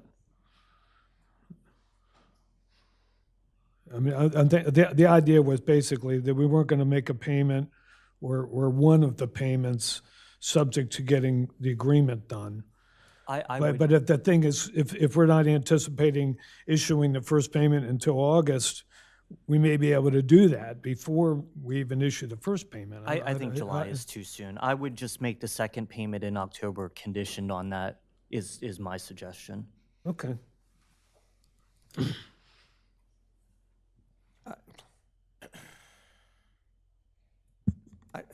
To me, October's too late, you know. But I mean, I don't think we should tie a date to the second one. It's when they show up with the fire protection plan. That's the money is on the table if they come and produce. But can you stipulate? That's sort of what I was trying to suggest. It needs to be on or before. They could come August or something. They could come with the plan in July, and at that point in time, if funds are available, we could pay them $150,000. Yeah, we could do $100,000 payment in July, a $50,000 payment in October, and then the last $50,000 payment will be whenever the plan is submitted. That could be before July, before October, after October. Again, the condition is to have that material, that plan presented. If we tie a date to it, it may hold their feet to the fire, but again, it is their responsibility to bring that forward. So if we pay it in October, is that the earliest, the latest? I guess I'm just not clear on the fact that if the action that I'm requesting, or I feel should be a condition, is that emergency services fee plan be presented to a city manager for review, whenever that shows up, to me, is when that other payment is made, not tying it to a specific date. If I'm not clear on that, help me understand that. And is there any reason why we'd be doing 100 and 50-50 rather than just 100 and 100? Patrick, do you have a preference on that? The other stipulation there is I said, at which time the city staff will review this proposal to determine how the administration and implementation of this proposal would work. So if the city comes back and says, well, we really can't do that, or we have a better idea than this, that other 50,000, if you will, still holds that organization at the table to review and implement this. I just, again, a skin in the game. And to me, I'd be very blunt about it, money talks. And if we've already paid you what we said we're going to grant you, you know, it's kind of just goes into thin air. There's no responsibility. There's no sense of fiducial responsibility to our taxpayers to control that funds. It may sound very strict or stringent at this point in time, but we've never had anything like this before. No, I don't think anyone disagrees with you. Okay. I just, can you very clearly state that so I can accept it as a friendly amendment to the motion? Okay. $100,000 being provided in July. $50,000 provided when the fire company presents a written emergency services fee plan to the city manager, at which time the city manager and staff will review this proposal to determine how the administration and implementation of this proposal will work. $50,000 provided once that fee is implemented by the fire company and the city. Now, Evan, I'd ask some direction on that last $50,000 as to if you have a better way to establish a timing on that. Because again, I realize that the implementation of this may take much longer than this calendar or fiscal year. But I don't want to be in this position again next budget year to say, well, you know, we didn't quite figure out the fire protection fee this time, so yeah, we'll give them $200,000 again and we'll work on it. Can I ask, did they not say to us that they're anticipating the passage of this House bill or whatever it was, and that was supposed to happen within the next 2 months? But I'm wondering if that doesn't happen, and that would delay them going through this process. I'm just wondering about that. Just for clarification, the House bill that's in front that is working again provides the ability for the counties to implement an emergency services fee. There's no stipulation that they will or what have you. And I think we all are aware of Sussex County and implementing new fees, that the next step would have to go to Sussex County Council to establish an emergency services fee. So I don't think that's going to happen, and if it does, it's not going to be in the next 1 to 2 years. And So I whether think that we'll be- happens or not, it has Yeah. it effect. doesn't It affect won't what affect we it. are, Okay. what we are able to do. If it does come down to that, we could reevaluate ours, but we need to focus on us and the services provided to our community. I have no problem with this, and I'm very clear that the last 50,000 is contingent on, for me, an implementation date being set. That means we are serious, we're going to do it, we've got a launch date. And if that launch date is 60 days away or 90 days, it still gives you administrative time. I'll just add, to the extent it's helpful, this body has quite a bit of discretion in what the conditions look like on this donation. This exact situation is anticipated by the charter in the enumeration of powers section that says that whatever conditions are deemed advisable by this body can be attached to donations to a fire company. Somebody was thinking. Ed, Yeah, so I'm. accept his amendments? Yes, I accept Commissioner Gosset's amendments with one clarification. The final $50,000 will be made at such time that a implementation plan and date is set, not necessarily Implemented. but set. implemented. Accepted. You have to accept as the second. Second. So we have an amendment proposed by Commissioner Sernowski and seconded by Commissioner Tony Sharp. So therefore, the motion in entirety reads, Ed? That we grant the amount of $200,000 to the Rehoboth Beach Volunteer Fire Department the conditions of which $100,000 will be paid in July, $50,000 will be paid at such time that a successful plan is presented to the city manager, and $50,000 will be made at such time that an implementation plan and date is set. And can you clarify the plan? You're talking about a fire protection? A fire services fee. Emergency services Emergency fee is what the services phrase fee. Commissioner Bennett brought forward. So that is the motion. So after this discussion, is there any more public discussion? We're good. Thank you. Anything else by the commissioners? If not, we'll do a group vote. All those in favor of the motion with the amendment signify by saying aye. Aye. Aye. Those opposed? And the motion is carried unanimously. Thank you very much. Warren Jones came up to me afterwards and indicated he was not unable to be here today, so his absence, he didn't want to make it look like he wasn't interested. So with that,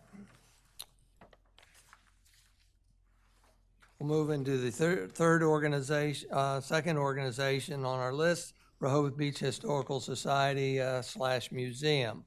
If you recall, the Historical Society last year requested $30,000. They received $30,000. This year they've requested $60,000. Open it up to the commissioners for discussion first, if you like, or a motion. I would defer to Commissioner Gosset to make a motion if he's got conditions. It would just be easier that way. Okay. If you think I'm easier, that's fine. Propose that the city provide a grant of $30,000 to the Historical Society, $15,000 being provided in July, and $15,000 provided when the Historical Society presents to the city a strategic plan, which includes details of an exhibition plan for the year, including location and exhibition schedule of the diorama.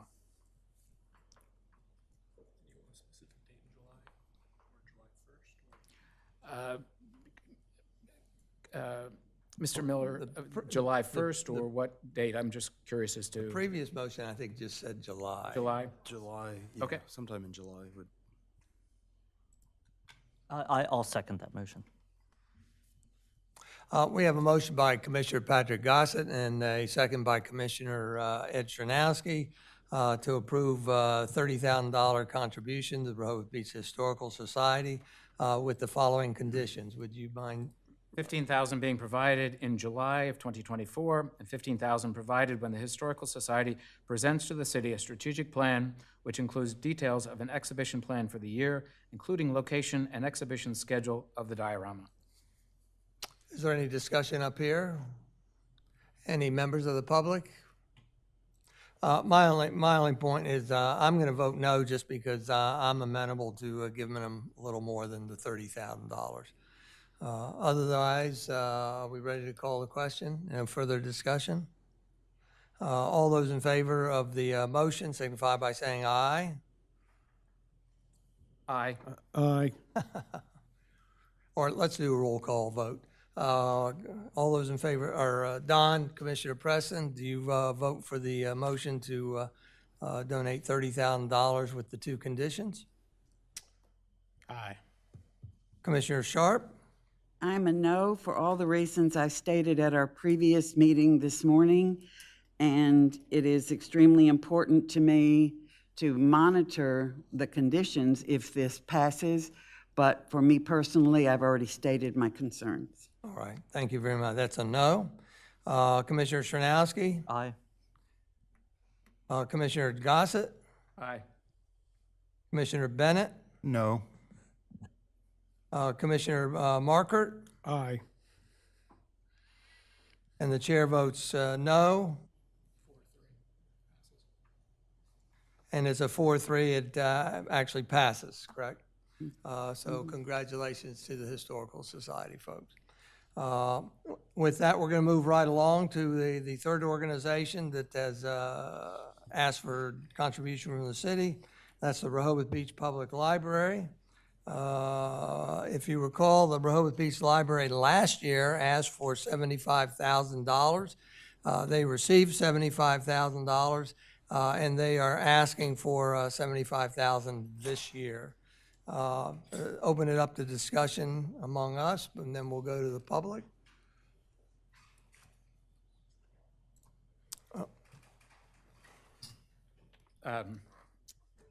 The aspect of 75,000 to grant the request from the library for a grant for our upcoming fiscal year. City provide a grant of 75,000, 40,000 being provided at the start, or 40,000 being provided in July, 35,000 provided when the library presents to the city an updated strategic plan, which includes details of what services will be provided at the downtown location, staffing plan, how many and where they will, when they will be hired for downtown, and a construction schedule. Commissioner Gosset, would you be amenable to adding into that list something that describes how they intend to fund those operations? Because in the presentation that was made to us last meeting, we were told that even with this contribution and the lease of the property swap, if you will, that would not cover the costs of the library operations. So for me, it's still a lingering question about how is there going to be a deterioration in services in our library?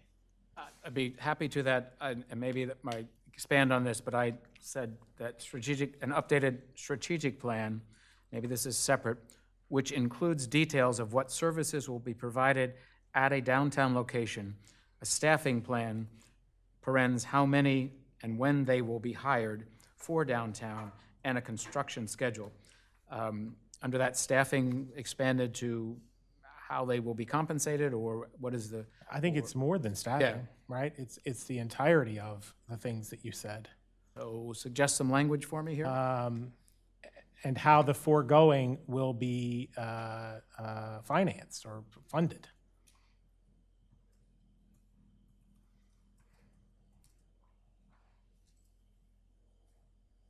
Wasn't the ask strictly for salaries? Yeah, that's what they indicated, yes. So, Well, I have a bigger question about that. yeah, so I'm just wondering how we would tie that to all the other caveats. If they're just planning to use those dollars for salary, what more are we asking for from them? Well, one of the That's a fair point, and maybe that's why key points is strategic plan, and that needs to be updated, which they have agreed to with discussion. But if it's just for Personnel. Personnel. Yeah. then I suppose you could put it in the salaries line as you first suggested. It doesn't answer the question for me, but it's a good point, Tim. How do we monitor that? Do we know how people spend the money? I don't know that we can, in essence. I don't know, yeah, I don't. Yeah. That would be. I mean, we do. I think we give them a check, right? And they. Right. Yeah, then. I mean, we do ask for their financials in the application. Correct. 990s, yeah. Application, but once we give them the money, if they've told us they're using it for salaries, whoever it is, do we monitor that? Move Do that we know that microphone that's a little closer to you, Don. Thank you. I don't think we monitor it. So we don't monitor it.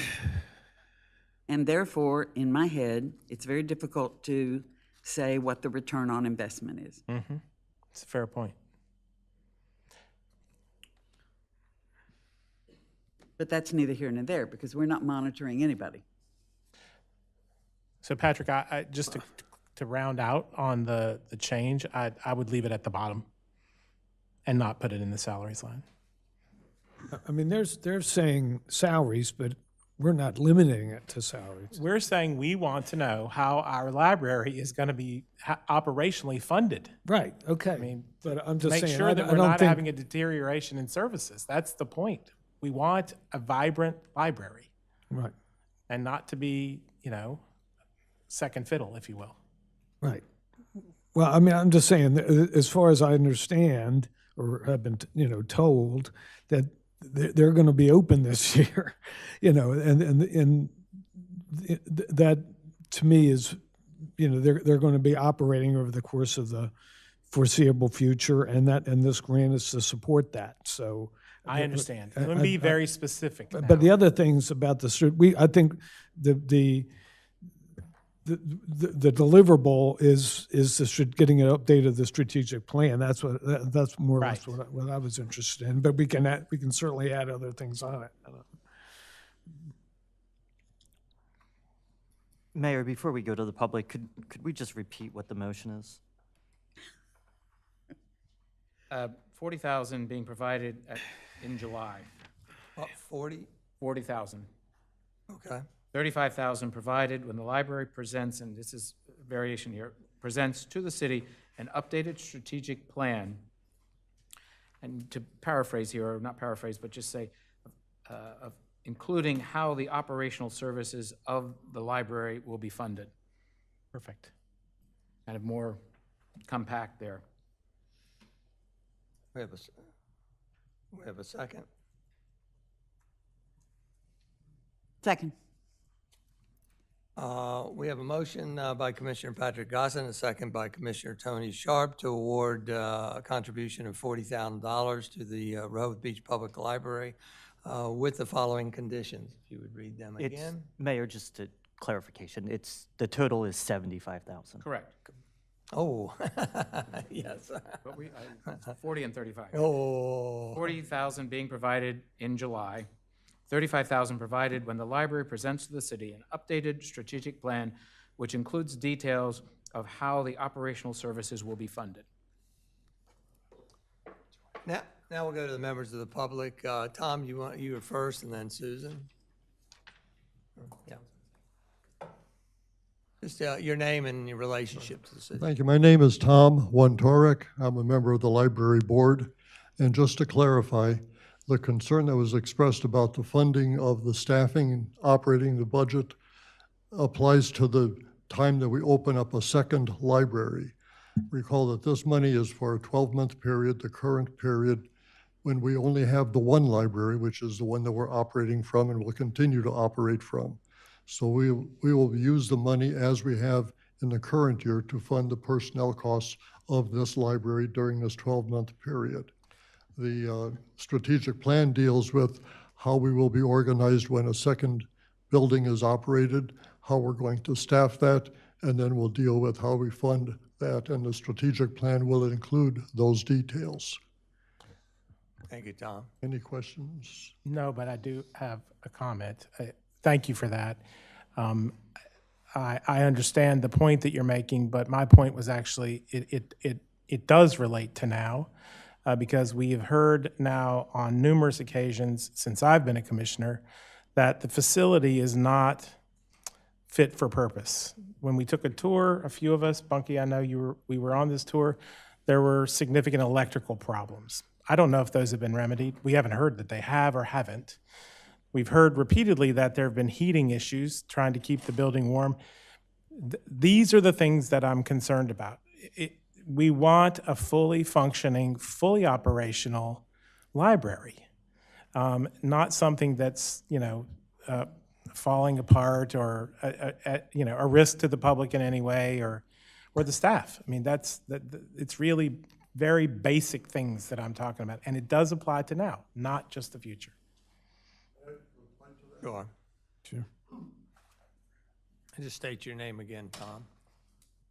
Tom Wontorek again, member of the library board. The conditions that we've been dealing with are conditions that will be remedied when we get the arrangement for the swapping of the two properties.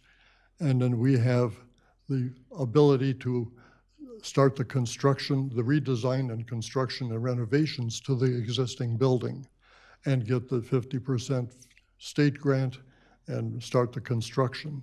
We've been doing what we'll call a patchwork thing now because you didn't want to spend a lot of money that may not be considered part of the renovation. Whereas if we waited until the renovation, then we'd be suffering with this condition for probably another year. But what we wanted to do is get it so it's in an operational setup now, but have the permanent equipment put in for the renovated building that will continue to operate for foreseeable years. So it's just a question of how much do we spend now that may not be reimbursable for the reconstruction money, but if we spend that money, at least we can keep going, and then once the renovation starts, put in the permanent improvements. The electrical, the air conditioning, heating, lighting, a variety of other things. Thank you, Tom. Thank you. One further clarification before you sit down. On the strategic plan that we're talking about, it would be the plan for the downtown Rehoboth? It will be the future of the library.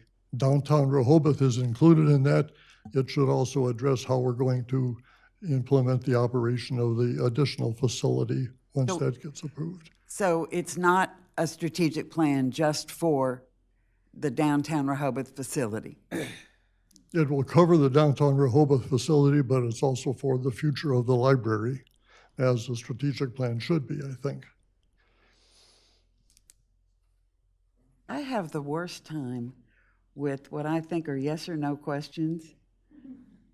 It covers the downtown library. It covers it, but it has other things as well.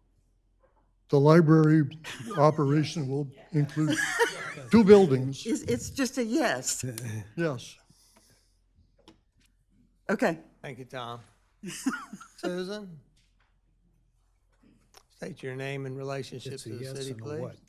Thank you, Mayor and Commissioners. I'm Susan Stewart. I'm a resident of Scarborough Avenue Extended, and I'm here in my personal capacity as a taxpayer. It's really baffling why there's been no consideration for the library handling the library situation that could actually help this budgetary function with the library, instead of just swapping restrictive covenants, but rather to enforce the very clear contractual 1992 bill of sale and deed, which granted the property to the library, and instead consider taking back that asset and using it, if for no other purpose, as an annuity into perpetuity to fund library operations. The library stated they don't need that or want to use that as a public library. If you all would take a moment to read the deed and the bill of sale, there's no ambiguity there. It says it reverts to the city. The city wants to have the library here. It wants to have the library well-funded. And it's just, again, makes no sense why we just at the outset of the library discussion went to, can it be swapped? I think I would implore that serious consideration be given to actually enforcing the agreement, meeting the library's needs through this funding mechanism in the future, and coming to some monetary, different contractual agreement that the library will stay here, absent whatever contractual agreements are made. So thank you. Thank you, Susan. And we did get your letter and appreciate it. And I'm sure that'll be a topic when we get it back on the agenda as an independent topic, aside from the budget. Walter?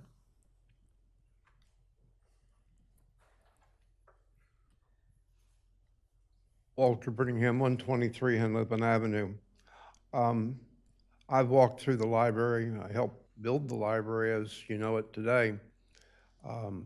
I worked as a laborer with Mr. Deladon, and I reported to you substantially whole. I don't know that everybody was sitting at their chairs when I reported it, but the infrastructure of the library, the heating and the fire alarm system, and I guess the sprinkler system, I didn't ask to go into the sprinkler room. Everything is located in the number 76, the westerly most area of the building. There's thousands of dollars worth of work that has to be done if they're going to do principal work to separate that building to have the other piece rentable, or words to that extent. That's what I picked out of this conversation. So and I'm not being smart right now, but when you saw what you went through to get the plans for the lifeguard facility, and I haven't heard anything about seeing plans for the library of what they're proposing to do or to separate, and how long it takes to get a set of plans back and through the fire marshal's office. How can you expect to see plans? So I don't think you should tie anything to plans.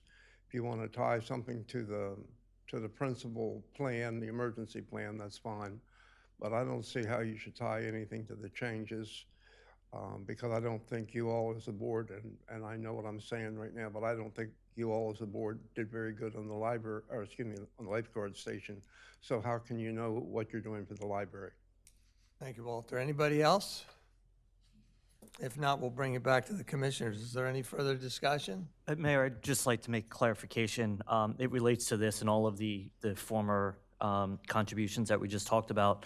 I think it needs to be clear that the second, or in some cases third payment that is conditioned it's also when it's administratively feasible. I mean, the way that we worded it, they could submit their strategic plan before July and get that payment first. So I just want to make sure that it's clear that it's when it's administratively feasible to make that second payment.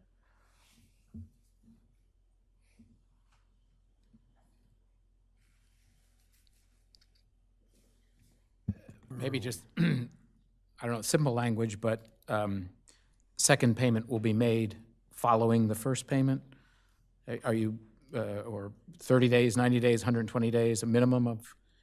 Yeah, I don't really care. I just know in past practice, it's usually happened in October, just because of cash flow and other things. So I'd like the city manager to have some flexibility on when is the appropriate time to make those second payments once the conditions are met. Perhaps no sooner than 90 days from the first payment? I think so. I think that'd be fine. Or 120? If we pay July 1, you've got July, August, I think September, 90 October. days would be 90 fine. days? Yep. And maybe, I know we've already called, I think, a vote on 2 of them, so maybe we could finish the contribution votes and then go back and call another vote to clean up the. Correct, we'll do that. So we have a motion and second. Would you restate the motion, please, Patrick? I would propose that the city provide a grant of $75,000 to the library, $40,000 being provided at the start of July, and $35,000 provided at at least 90 days following when the library presents to the city an updated strategic plan and including details of how the operational services will be funded. For the Rehoboth Library, I guess. For the Rehoboth Library. All right, so we have a motion on the floor and seconded with conditions as noted. We're going to do a roll call vote. We rotate votes. Commissioner Sharp, we're going to start with you. I vote no for all of the reasons I stated at the earlier budget meeting today. All right, Commissioner Chernowski? Aye. Commissioner Gosset? Aye. Commissioner Bennett? Aye. Commissioner Markert? Aye. Commissioner Preston? No. And the chair votes yes. That's 1, 2, 3, 4, 5 to 2, and the motion carries. Thank you very much. We'll go ahead on to the fourth organization and get that behind us, and then we'll come back again and amend the conditions. I'm not sure that I'd defer to the city solicitor, but is it necessary to re-vote on those, or? I mean, it's really just an administrative aspect of when the payments are made. It would be cleaner to have a revote on them. Okay. Yeah. Just an amendment. Okay. So our next organization, fourth and last, is Rehoboth Beach Main Street. They have asked for $60,000 in the past.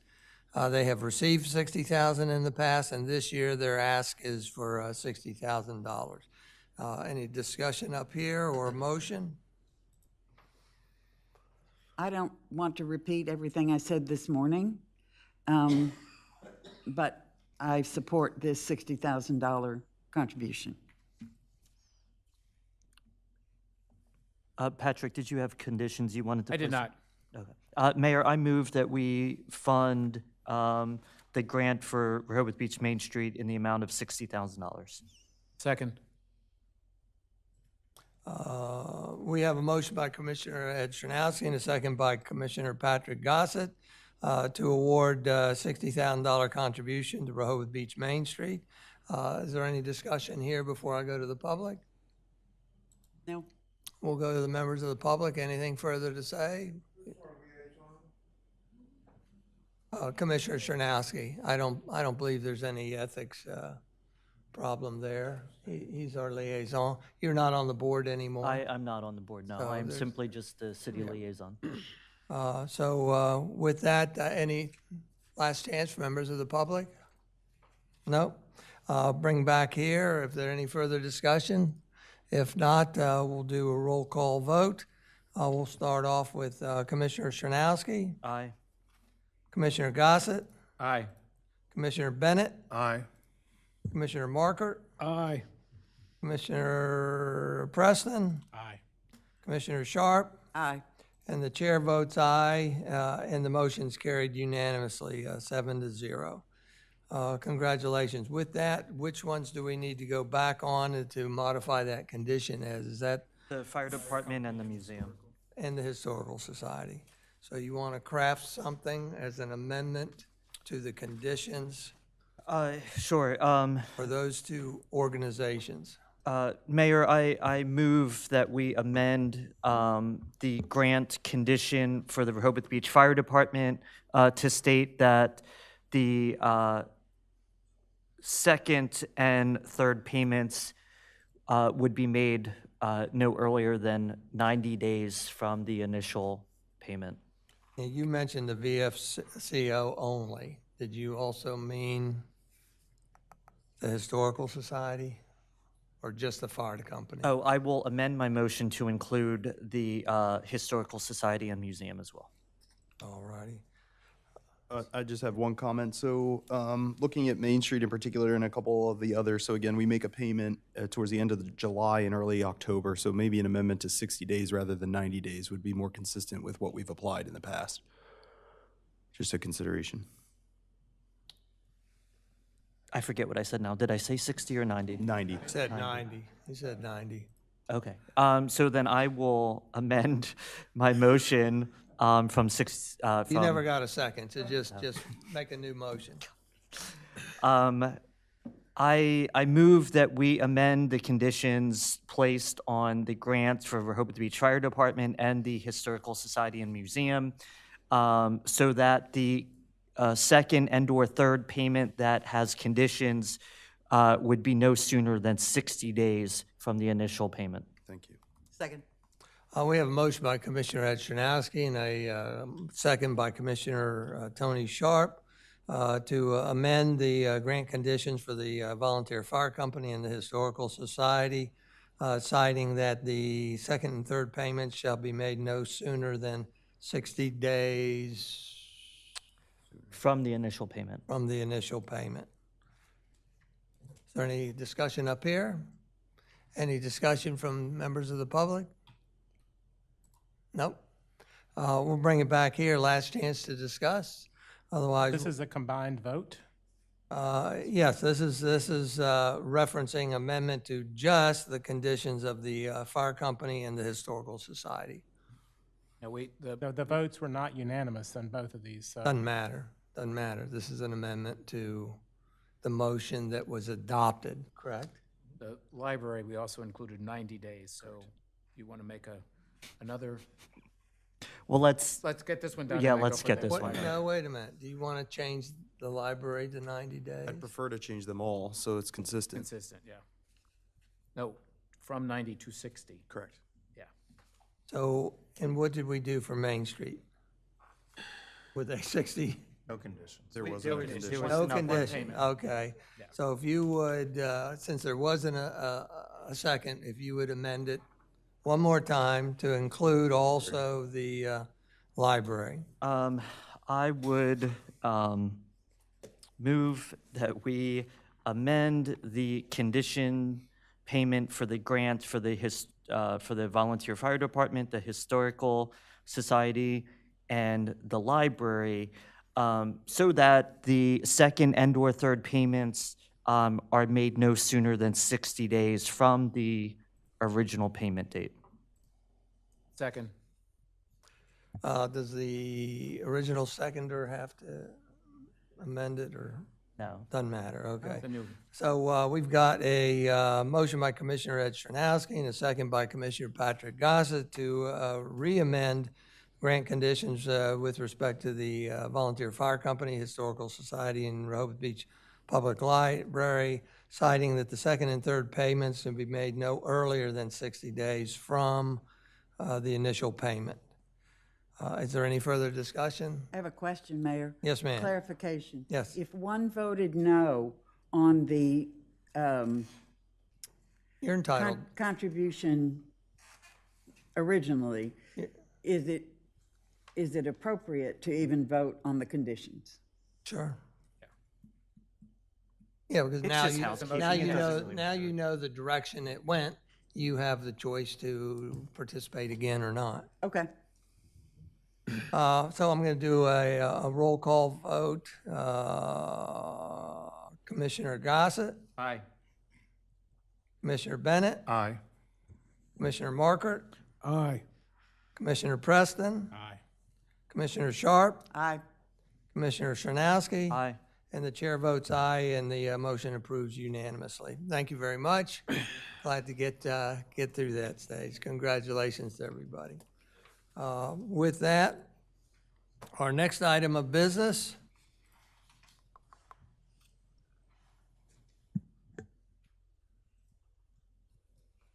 is to consider possible increase in property tax. I would entertain discussion or a motion. Well, I think Mayor, Evan needs to fill us in.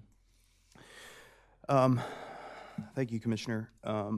So my charge from the budget meeting this morning was to identify the costs associated with changing the health insurance cost split to, it's currently 80-20, 80% city, 20% employee.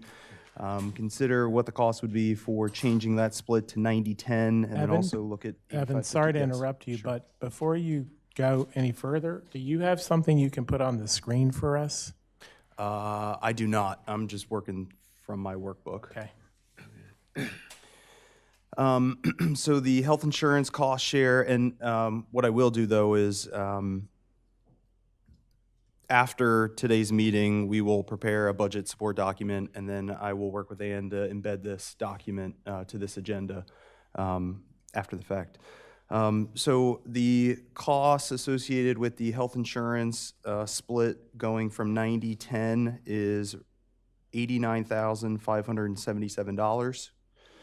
The cost of changing the health insurance split to 85-15 is $58,224. $58,224. The cost of taking the entire 27% increase for the city to assume that responsibility, retaining the 80-20, but the city assuming for this year only the 27% increase is roughly $42,500. So could you just run through the 90-10, 85-15 one more time, please? Yes, the 90-10 split, the cost for that would be $89,577. Thanks. The cost of the split of 85-15 would be $58,224. And to fund the entire 27% increase for this year only would be $42,500.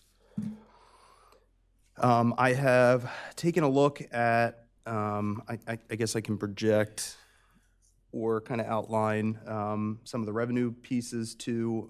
As mentioned in the meeting this morning, I did do some calculations on projected revenue from property tax increase at a 8% increase, which would be going from 6 cents per hundred to 6.5 cents per hundred. $163,440. A 17% increase, which would be going from 6 cents per hundred to 7 cents per hundred, would be $340,500. Property tax increase from 6 cents per hundred to 7.5 cents per hundred. That's a 25% increase. The revenue would be $510,750. And a 33% increase, which would be going from 6 cents per hundred to 8 cents per hundred. Projected revenue $674,190. I guess there's a couple different approaches we could take with the budget. If there's some consideration in terms of what insurance costs we want to look at, in addition to the property tax, I can calculate what the deficit would be based on those items. Or I can outline an approach and then have some discussion on that approach. If we choose the 90-10? Yes. Well, I should say I'm opposed to the 27, funding the 1 year 27% increase. I don't think that that's a good I agree. Approach for us. We should make a decision. Say that again louder. I'm not in favor of the funding a 1 year, the increase for 1 year, and then we're back at this deciding what we're going to do for the future. Let's make a decision. Thank you. Thank you. So if we were to choose the 90-10, what is the gap? Yes, the gap would be $809,061. I have also identified that we could reduce the administration contingency by $100,000. That would bring the deficit to $709,061. What was that reduction? I'm sorry. 100,000 in For what? contingency, administration contingency. 250 to 1? 250 to 150. Yes. That would leave a deficit of $709,061. Using the property tax increase from 6 cents to 8 cents, that's a 33% increase. The deficit would be $34,871. And I'm sure we could also reduce contingency by that 34 to balance the budget. At a 8.5% or 8.5 cent increase in property tax, we would have in excess $140,939. So I can, based on comments from the commissioners, I can play with the health insurance, I can play with the property tax. Why don't we decide on the health insurance first? Sure. I'm in favor with going with the 85-15.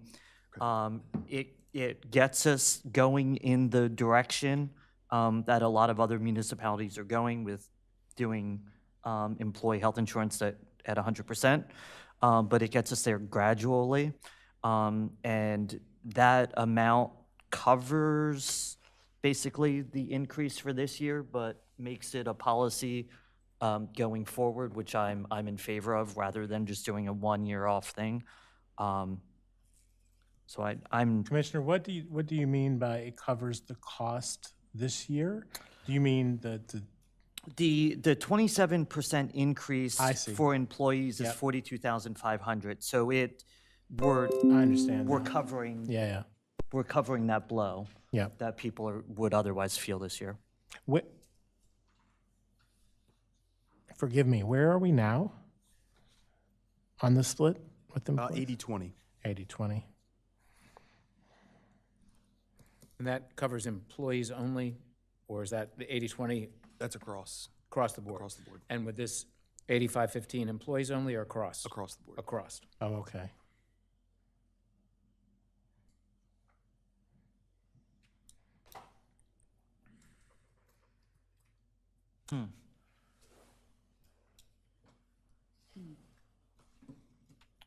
Finances is not my strong suit. Are you shying away, as I would hope, from taking any monies from the minimum fund balance?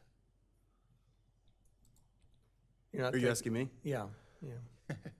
Of course, and I would always try to balance the budget with revenues that meet expenses any way I can. Right, thank you.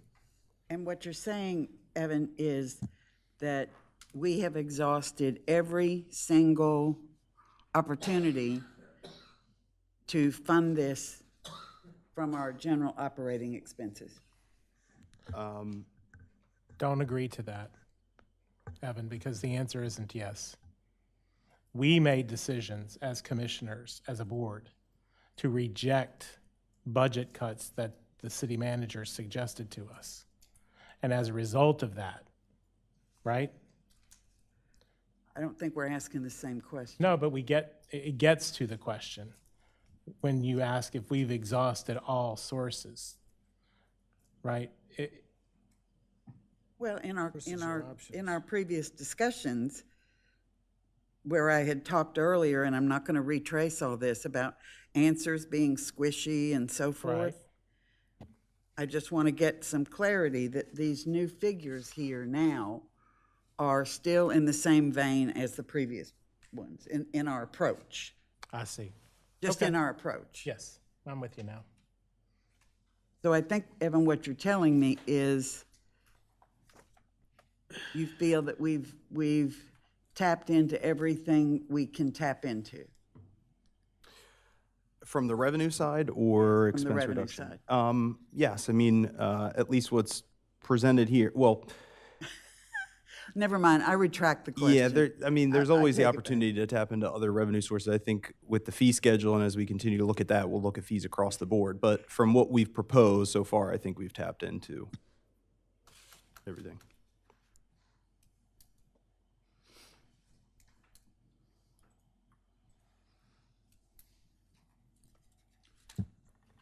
I would also be supportive of that 85-15. I guess I was a little surprised. I thought that would apply to only the employees, not couples and families as well. Sure. I have asked Jean to come join us as well. She did a lot of the calculations related to the insurance split, so she'll be joining us in a second. Because I thought that's what we had talked about before. Right. As a recruiting and retention tool. Sure. For the employee only. Yes. So Jean has appeared in the absolute Yes, right perfect magical moment. So, Jean, if you could help us understand the figures for the health insurance split. So I know you and I were just emailing back and forth. So the 85-15 is across the board, regardless of employee, I did that family. one across the board because Okay. we're so close with the 80-20 anyways. So I just calculated that one across the board. And the 90-10 is 90% for just the employee, but then 80-20 for the other dependent. coverages? And that's because earlier when I was listening to you guys, I thought you said 90% employee only. So I calculated that for the 90% of the employee and then 80-20 dependents. I can pull up the number if we want to do 90-10 across the board, though I did calculate that number. No, I think we don't want to do that. Okay. And I think that this approach with the 90%, 90-10 was also consistent with what we were discussing at the 100%, and that was just the employee only, that was not across the board. So that is Correct. consistent with the previous approach that we had applied. So I apologize for that confusion. So, Can I ask a question? How many, what's the mode, I guess? Bunky, I'm move sorry. the, What is the, if you have employees with spouses, do most employees include covering their spouses, or is there So variation in on that? the state plan, they're very strict on spouses. So if your spouse is employed and is offered insurance by their employer and they're not paying more than 50% of the premium, they cannot be on our insurance. So if they're offered insurance that they pay less than 50% of the premium of, they have to take that insurance. They cannot be on ours. So our spouse insurance is not as high. You have more employee child or employee only coverage. Okay, all right. So we're assuming that they if they're not in it, they're getting their insurance elsewhere, or are they on? Yeah, so in order to get a spouse on our insurance, they have to provide some proof that they're not insured elsewhere. And Okay. every year they have to do a spousal coordination with the state, Got it. so that's really strict. Okay. So, Evan, if we were to go with the 90-10 for employees only, you said that brings us to a deficit of 709, what? 709,061. And that includes reducing admin contingency by 100,000.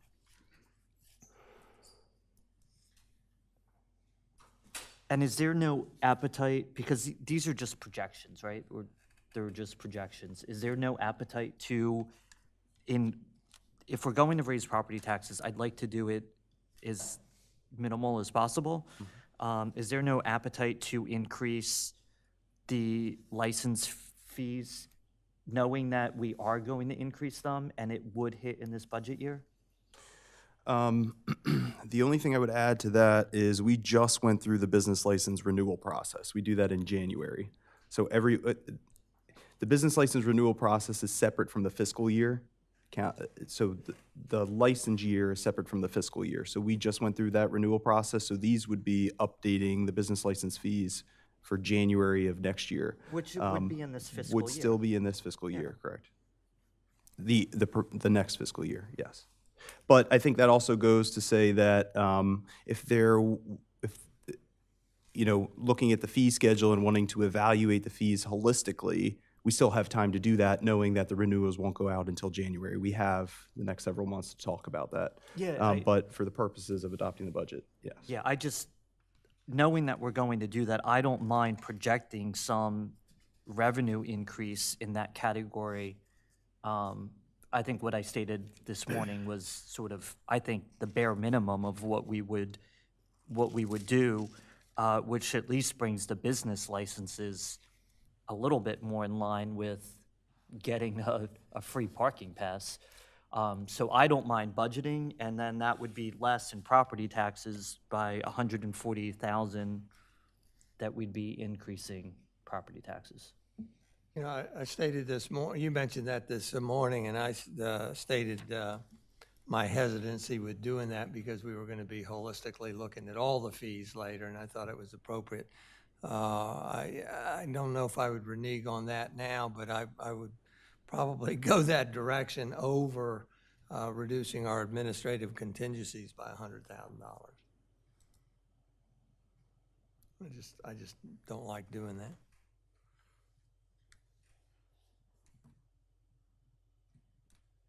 But how do you pick? So if we went 90-10,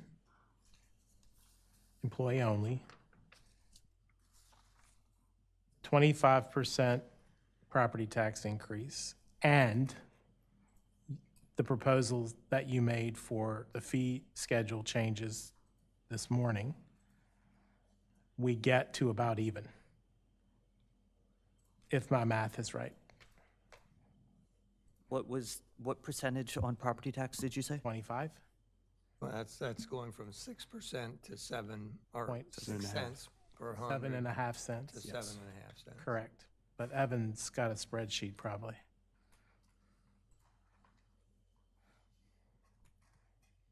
I could go for that.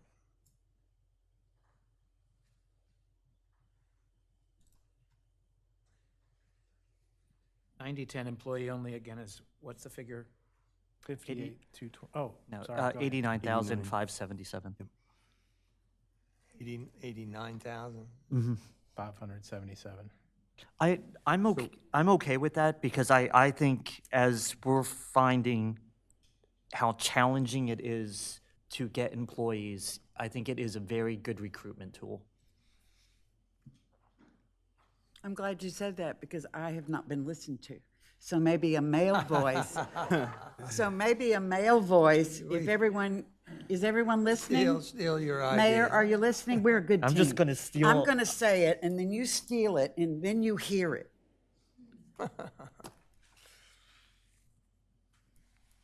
What, Gene, what would be we may have heard this before, but for 100%? The number for 100%? Employee only, yeah. Oh, I gotta 200. Oh, sorry. talk about something else for a second. I gotta get it back up. I think it was in the 200s. Yeah, it was like 240 some thousand. Okay. To go from 80/20 to 100% employee. Right. And Evan, at 7.5 cents per 100, what's that annualized? The, 10,750. 510. yes, 510, 510, 750, 750. which would bring the deficit to about 200,000. And then you had a bunch of savings. 140, I think we could easily get in increased fees, the the mercantile license fees. So there is a bit of a gap still. Small, but.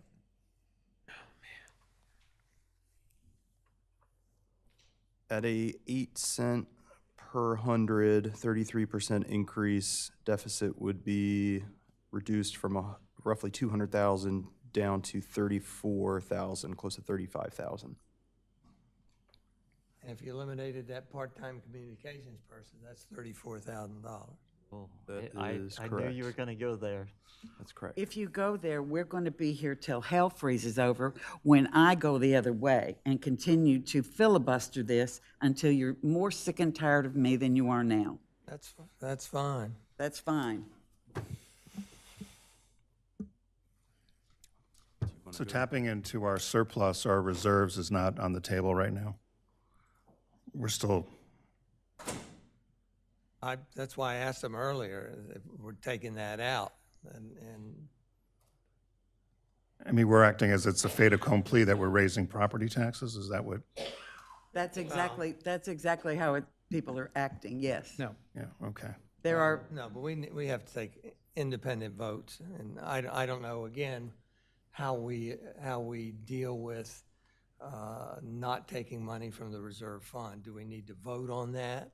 And then the direction is set and we go from there? And then after that, we go for a motion to increase property tax and see where that goes. I thought this was all in our practice and our protocol is this is all now within the rubric of the entire budget. And in the past, we have taken one vote, up or down, yes or no, on the budget. I think the mayor wanted to do a separate vote on property tax. I don't know if that is. I don't think you need to. But we have the proper motion. But, I don't know how we're I don't understand how we're balancing the budget. Is that revenue coming from taxes, tax increase, or from the reserve fund? The quote, to come to a balanced budget. Well, I don't want it from the reserve fund, so that's why I was hopeful that we would address that and put it to bed, because if I'm wrong and everybody wants it, then that's a different path forward for me. My takeaway from this morning is that a majority of us did not want to tap into reserves. I don't support that. I don't support tapping into reserves. Yeah, I don't, the mayor doesn't, and Bunky doesn't, so there's at least 4 of us that aren't going to support tapping into reserves. So I think we put that to bed at this point. Unless you want to vote on it. Yeah. What, Bunky? What? Unless you want to vote on it. It's silly. So if we don't pull from the reserve fund, then the other option is increasing taxes, property taxes. Or eliminating things out of the budget. Correct.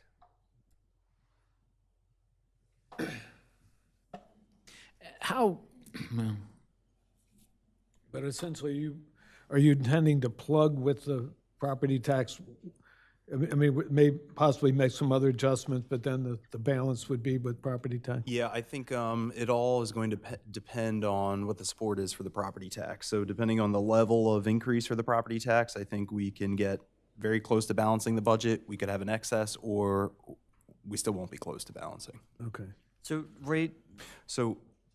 the property tax? Yeah, so right now, looking at with taking out $100,000 from the admin contingency, doing the 90/10 employee only, that brings us down to 709.61. Yes. If the city manager is amenable to increasing the mercantile license revenue by $138,000, which is my sort of basic math. That brings us down to $571.61 that we would, in order to balance the budget, we would need to raise property taxes by that amount. What was the 33% increase? 33% increase, the result to the deficit. Yeah. No, the amount. You said 25% was 510,000. Yes, 33% would be $674,190, which would bring the deficit at a 90-10 split for insurance to $35,000. That's with that reduction in the contingency? Yes. And Evan, just clarify one last time for me. Of course. Any unspent funds from this fiscal year, what will happen to that? They disappear. Okay. I am no longer in the realm of the magical disappearing money. So if we had, just for the purpose of discussion, if we had $500,000 left over, where is it? Where is it going to go? It would go to the general fund balance. Because we have no other choice? The other choice you have conceivably is let me just suggest, at the end of the year, there may be certain things that you were planning on buying next year that you buy this year. You can do that, you know, or obligate money in order to do that. But you got to know, and I think by the, you know, towards the end of the year, I mean, let's just say around in January, we have 4 more months to go, and we can tell that we have surpluses in certain categories, okay? And overall, we will have a surplus. I mean, you should be able to dial that in. And you can obligate to certain things, so you can spend it now as opposed to spend it later, and that way you will have less of a surplus, but then you're helping out the following year. So you can do that kind of stuff as one example, and there are many. So there's things you can do. And I want to spend it on preventing a property tax increase. Or reducing it for next year if we have to. Or preventing it. Yeah, right. Based on our historical trends, preventing it. I'm done. Okay.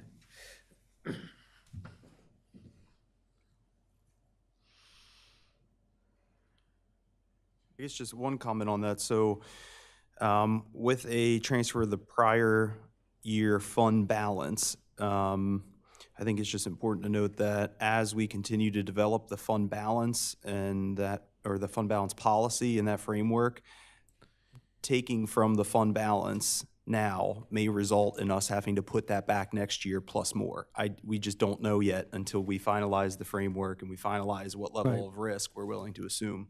So that very well could be something that we have to do next year if we adopt that policy and we're committed to maintaining that fund balance.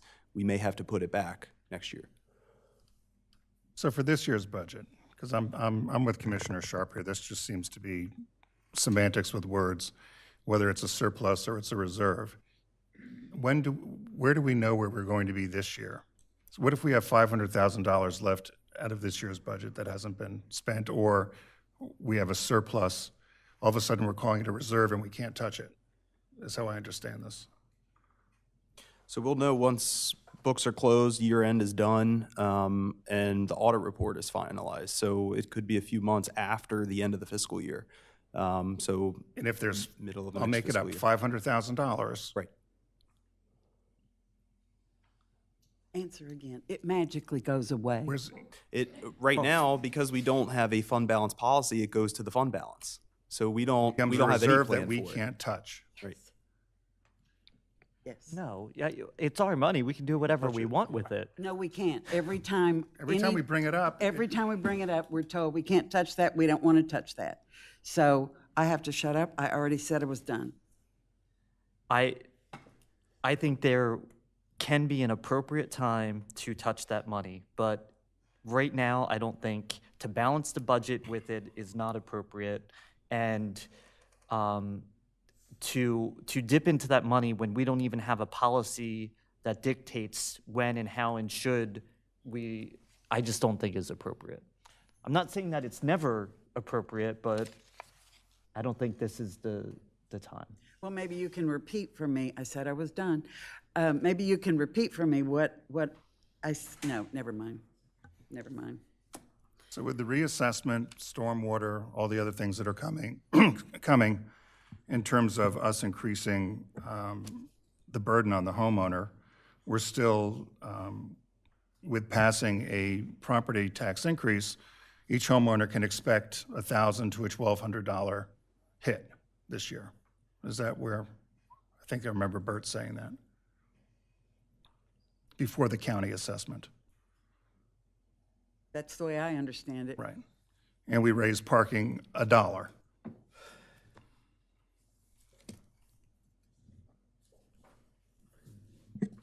Just to be helpful, and when you decide if to craft a motion, if that's the direction you go, today the commission is not actually setting the tax rate.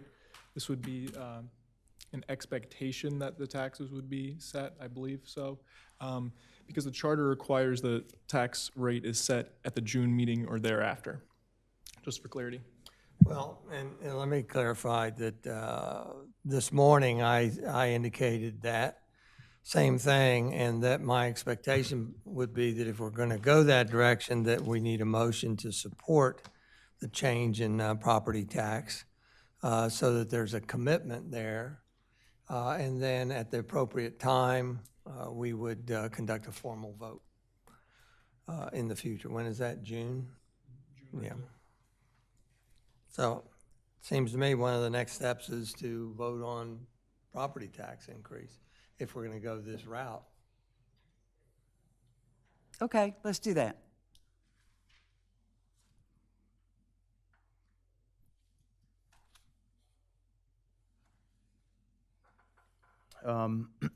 So I can run back through the numbers. 90-10 insurance split and a reduction in the administration contingency of $100,000 would create a deficit of $709,061. With a 42% increase in property tax, that's going to 8.5 cents per hundred. There would be a surplus of $140,939. At a 33% increase in property tax, that's 8 cents per hundred. There would be still a deficit of $34,871. With a 25% increase in property tax, that's 7.5 cents per hundred. There would be a deficit of $198,311. And does any of that consider the changes that Edward suggested? It does not. It does not. Okay, so that would fill the gap if you chose the 33. Right? Correct. You're, Commissioner, you're referencing the increase in the mercantile license?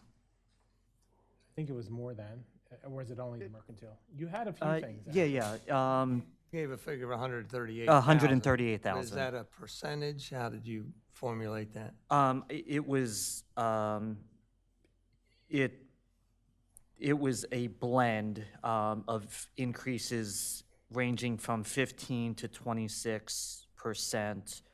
Of a few things, right? Of a few things, and bringing at least all of the fees that were less than what the current parking permit is, being at least in excess of that amount. But it's not a holistic look at all the fees.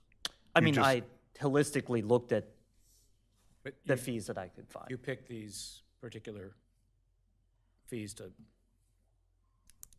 So if we go with an increase of mercantile licenses by 138,000, we go with a 90-10 split. We go with removing 100,000 or reducing the administrative contingency by 100,000. Then what increase in property tax do we need to look at. So at that point, the deficit would be 571,061. And without without your suggested changes. No, that's including an increase in 138,000. Oh, it is. Yeah. I mean,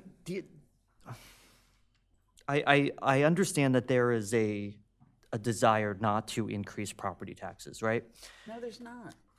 And I'm the only one that's, seriously, there's not. I'm there with you. I understand where you're coming from. No, that's not the point. If the consensus of the commissioners is to do it, then take the vote and do it. I guess my point is, one, I think, and I know you feel this way as well, I think we are way under budgeting some revenue sources. So to balance the budget, we can always increase those projections.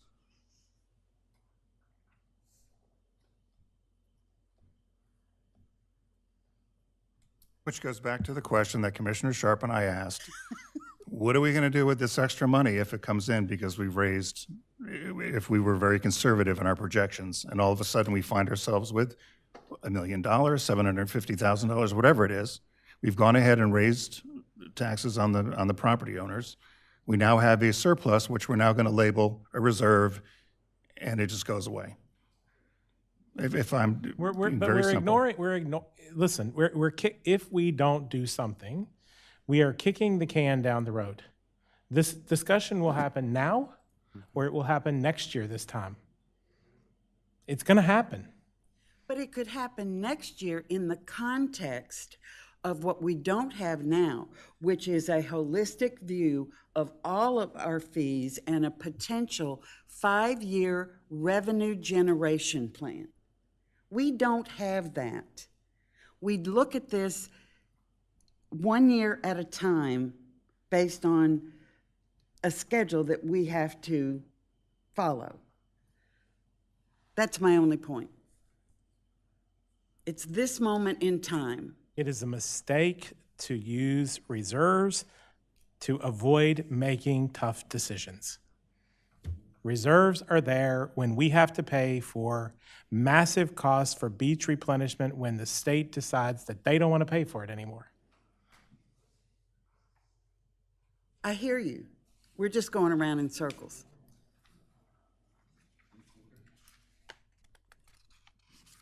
So to me, take the vote. Get on with it. Can you tell me what the percentage increase from the current rate to the proposed rate is? Not the points, but what's the increase from the base being the current rate to what the proposed is?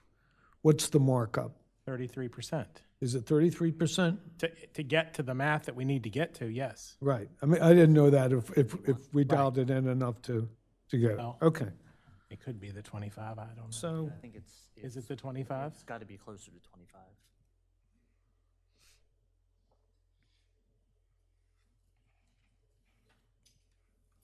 Someone remind me, when is the date we actually set and pass the rate for the taxes? June regular or later.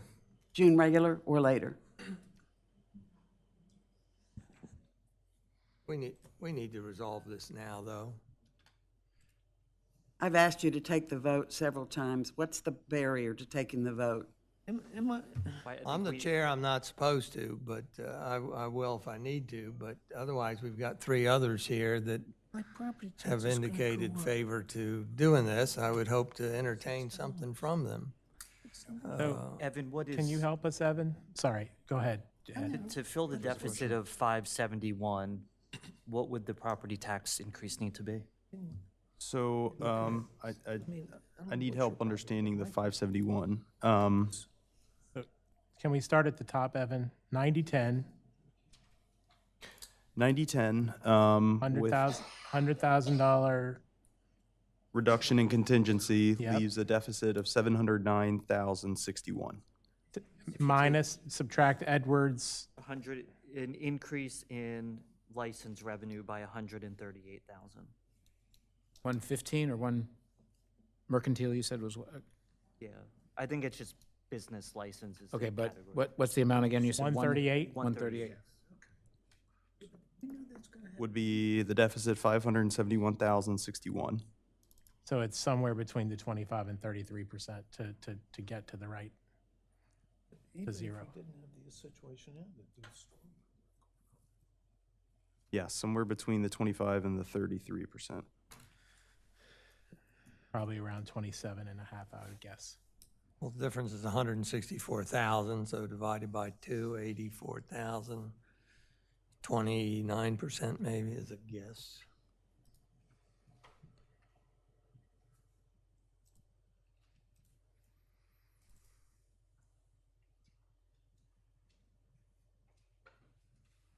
I mean, how would it be phrased? That we're increasing property taxes by a certain amount, or we need to use?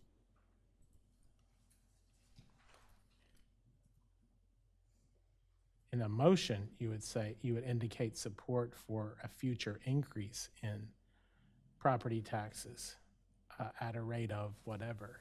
That's because correct. you're not setting the rate. That's correct. And you could make it a condition to accepting the budget. That's one way to go about it.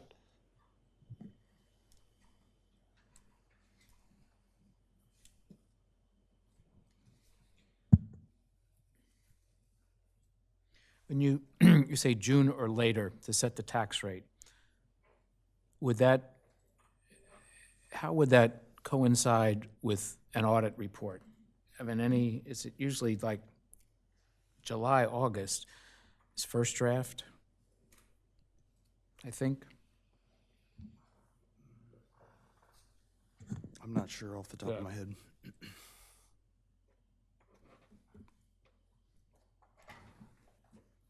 I mean, not long after the fiscal year ends, Bert is going to have a pretty good idea.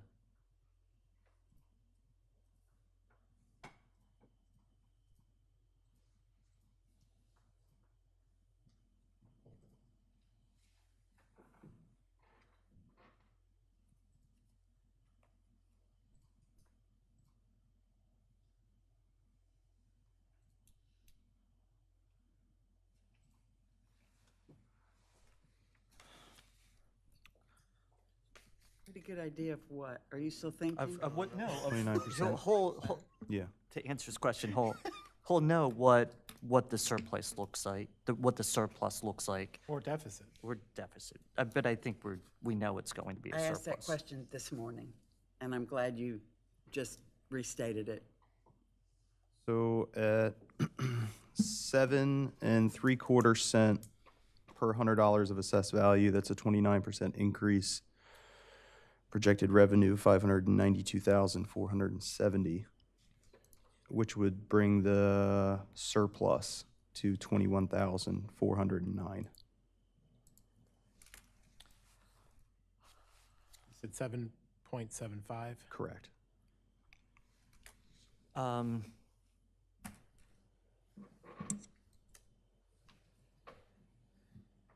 How's everyone feel about that to balance the budget?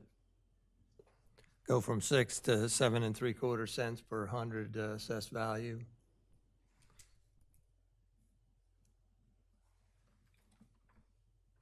I've stated before, I believe we need to, and I would support it. Mayor, I move that, you phrased it better. Why don't you just go ahead and make the motion?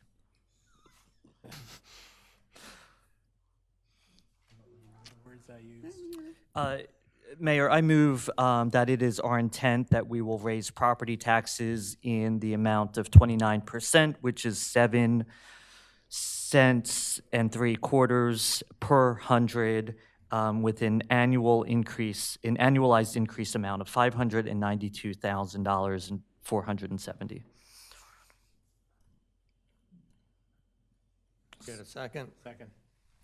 We have a motion by Commissioner Esterowski and a second by Commissioner Don Preston to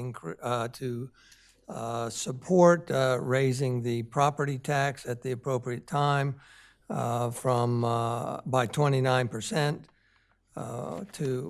from 6 cents per hundred assessed value to 7 3/4 cents per assessed value, netting $592,470 increase. Is that okay? Hmm? Well, he said intent, and I'm surprised. Non-binding, right? It's non-binding, but the expectation Yes, it's an expectation. is that it's a guarantee that when it comes time, that's And it will further be solidified when we approve the actual budget. correct. Is there any discussion up here? Any discussion among members of the public? Come ahead. Your name and relationship? Carolyn Diefendorfer, city resident. I just want to ask if the adjustment was made for like the Dewey sewer fees. Okay, thank you. Thank you, Caroline. Anybody else? Actually, Evan, can I ask one question?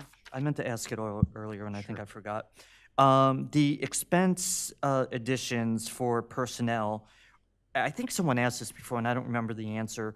Is that all annualized? Is that all assuming these employees are all starting April 1, or is it prorated in some way? That's correct. It's assuming they all start April 1.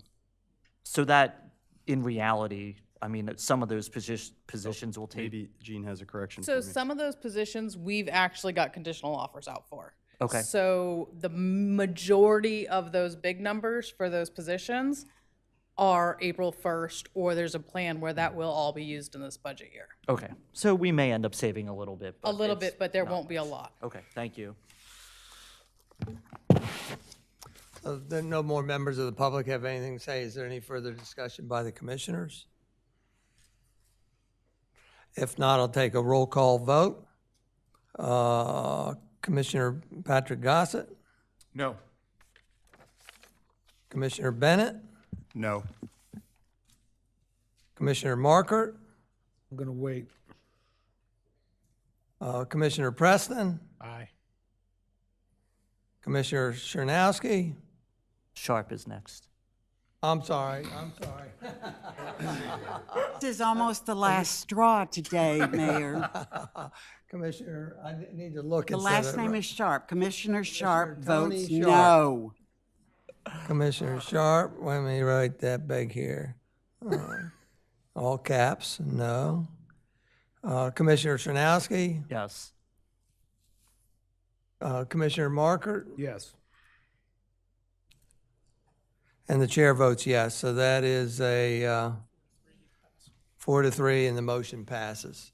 Thank you very much. So our next item here of business is consider adoption of the entire city budget for the fiscal year April 1st, 2024 through March 31st, 2025. Now, we've just talked about, we've increased the property tax. We've talked about taking that $100,000 from the administrative contingency fund. We've talked about going with a 90-10 employee-only split and increasing mercantile licenses by $138,000 in order to have a balanced budget. Is there any further thing we need to do to articulate that we are voting on this package?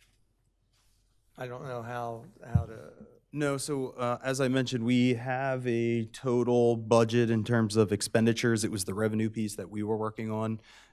So we have the proposed FY2025 budgeted expenditures, which would be the budget amount. And so what we would do after this meeting is we would prepare the budget support document, and then we would just embed it into this agenda so members of the public have access to it. But for the purposes, I think, of taking a vote today, we have the proposed fiscal year 25 budget amount that could be voted on. And If you felt comfortable, I could include the revenue additions in the motion, so it's clear. that would be fine. I want to make sure that we're clear on what the final figure is for the budget. Can you give us that? Sure, $38,559,404.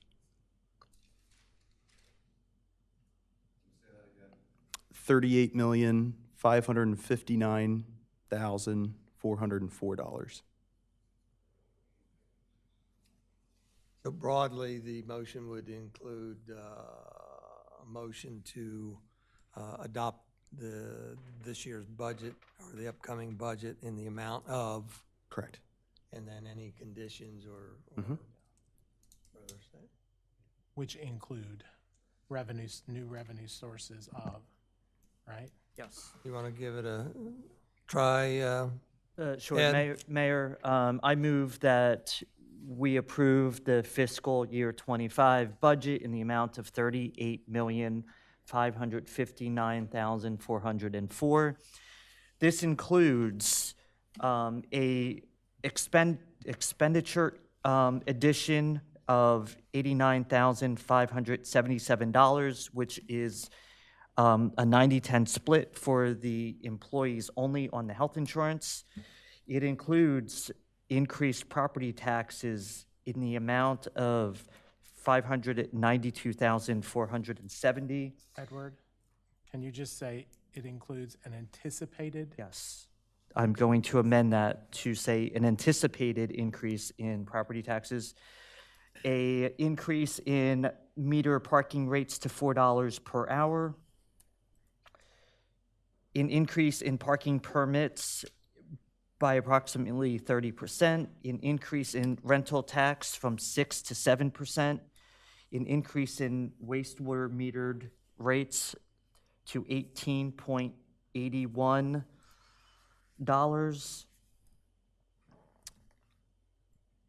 and an increase in license fees by $138,000. And this budget also has a reduction of $100,000 in the administrative contingency line item. Can I have just one correction, please? I'm sorry, this is because I'm working on the fly. So the expenditures, again, there was one additional expenditure, which was the health insurance cost share from 80/20 to 90/10. So that is adding to the budgeted expenses $89,577, which is $89,577, brings the new budgeted fiscal year proposed budget of $38,648,981. So I'm going to amend my motion to read. Nobody seconded it yet, right? Oh, yes. So just restate your motion, please. I move that we approve a fiscal year 25 budget in the amount of $38,648,981. With the stipulations you made earlier. Yes. Do I have a second? Second. We have a motion by Commissioner Ed Chernowski and a second by Commissioner Bunky Markert to approve fiscal year 25 budget in the amount of $38,648,981, which include, and we'll let you repeat it again. Sure. It includes an expenditure of health insurance, 90/10 split for employees only. It includes an increase in property taxes, an anticipated increase in property taxes, an increase in parking meter rates to $4, an increase in parking permits by 30%, increased rental tax from 6% to 7%, and an increase in wastewater metered rates to $18.81, and an additional $138,000 in license fees. I think we got it all. Is there any discussion up here before I go to the public? Any members of the public like to insert anything, comments? If not, I'll come back. Mayor, if you will. The day is late, I know, and it feels uncomfortable what we're doing, but how we've gotten here, I think, is important for people to focus on too. These are vestiges of years where these things haven't been dealt with. And at some point, you have to deal with them. And that point was today. It doesn't feel good. Somebody said, how do you feel? I can tell you I don't feel good, but I suspect we're going to be back here next year doing a very similar thing. Just because of the decisions that have been made in the past, either that or those decisions have to be changed. So I hope it's reflected in the commentary in the public that, you know, we've had it really good here. We still do. I think one constituent who's with us today, Carolyn Diefendorfer, said earlier at the microphone, just raise property taxes, just do it.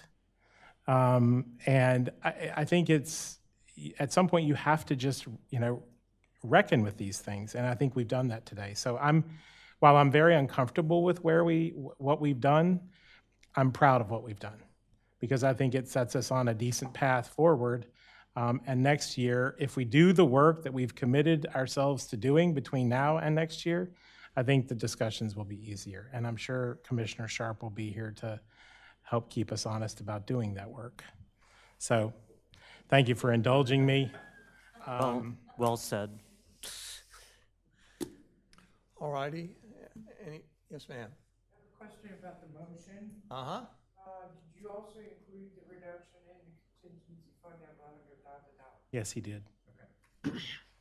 All righty, so we have a motion and seconded on the floor, as noted, to approve fiscal year 25 budget in the amount of $38,648,981 with the additional verbiage citing what is included in that budget. Is there any further discussion up here? If not, we'll do a roll call vote. Tim Bennett, Commissioner Bennett? No. Commissioner Markert? Yes, whatever. Thank you. Yes. Commissioner Don Preston? Aye. Commissioner Sharp? No. Commissioner Chernowski? Aye. Commissioner Gosset? No. And the chair votes yes. 1, 2, 3. That's a 4. 4-3. It's a 4-3 vote, and then the motion passes.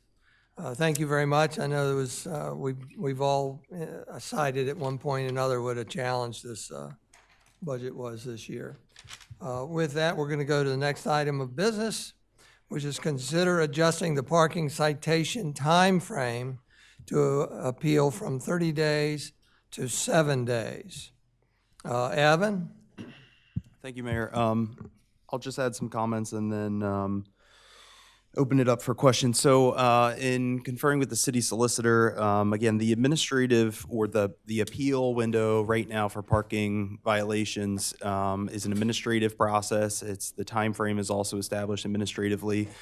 So in talking with the parking department, the Alderman Court, as well as the city solicitor, we thought that it was probably the cleanest approach was just to adopt a resolution which modifies that administrative process. Again, the 30 days down to 7 days for the appeal window. We went back through the Chapter 92, which is automobiles, vehicles, and traffic in the city code, and it's very complex, especially to codify something like this, because there are certain articles within the chapter that are applicable to this situation. But within each article, there are multiple sections, and some of those sections are applicable, some sections are not. So it would be a significant undertaking, we think, to codify the appeal process. And that is, again, going from 30 days to 7 days. So we thought the cleanest approach was just to do it through a resolution.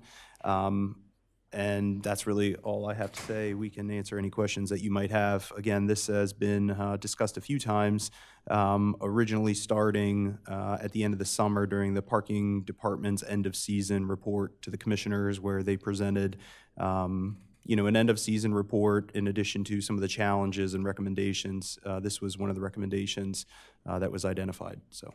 Well, I think Commissioner Gosset mentioned last time that it would be good at the next end of the year or end of the summer report to do a follow-up on this. Patrick, didn't you, that to let the judge know that sure, is this working or not working? Yeah.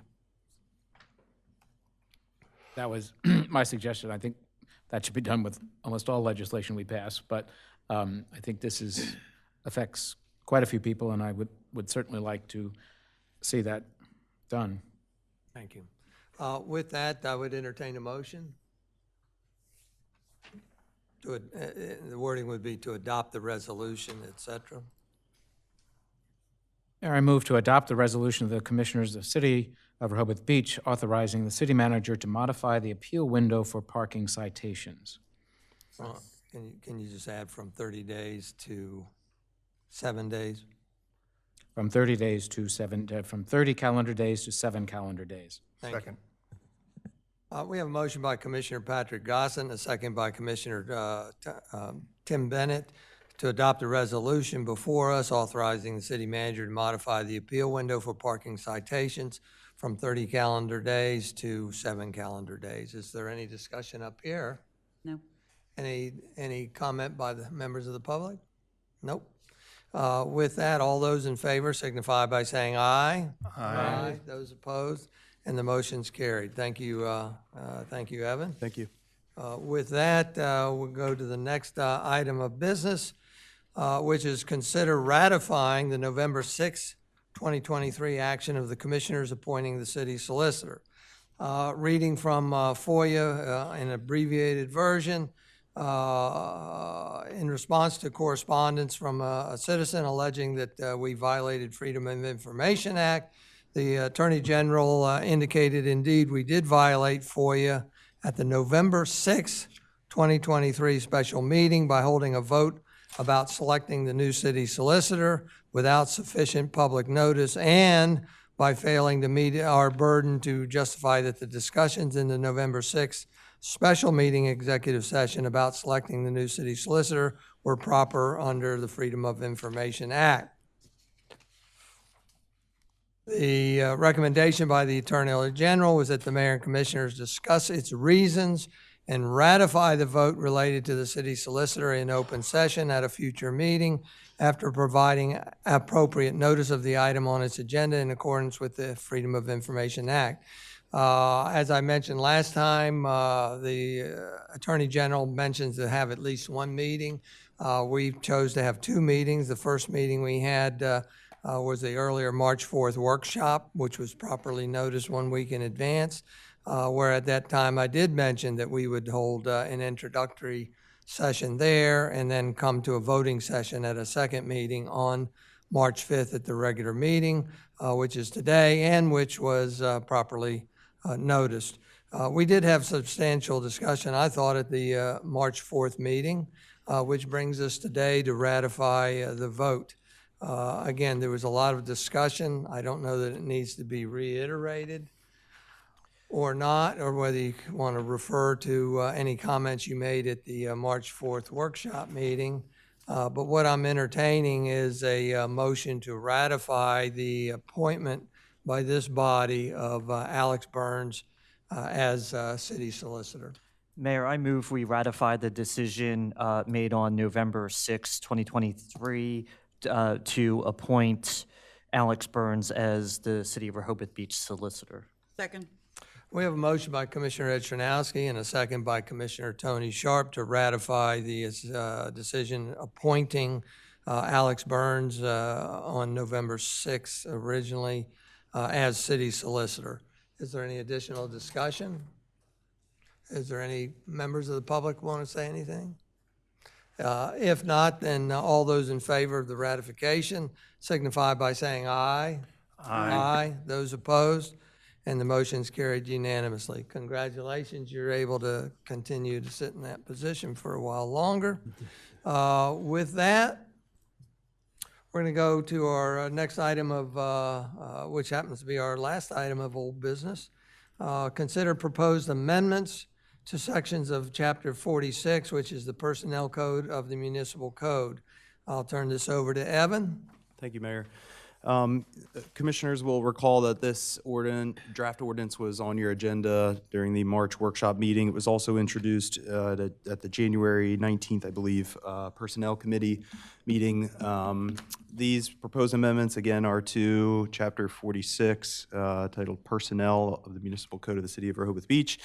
I won't necessarily go through the changes individually, but unless you'd like me to. But again, what this ordinance does is it updates the city's drug and alcohol testing procedures and the drug and alcohol policy. It also replaces a date that was excluded from a previous adoption of an ordinance for this section of the code. It adds to the sick leave that illness or physical incapacity of an employee, spouse, or child is an eligible use of sick leave. It also adds that under bereavement leave, that leave can be taken for the death of a sister-in-law or brother-in-law. Clarifies that the retirement bonus paid by the city is a one-time bonus, and that essentially summarizes the changes included within this ordinance. I'm happy to answer any questions you might have. Again, this is the same ordinance, no changes from what was presented at your last meeting. So again, it's five sections or topics that have, I think they have multiple amendments within them. We talked about this thoroughly at the March 4 workshop, so it's in front of us today. I'd like to entertain a motion to approve the ordinance in front of us.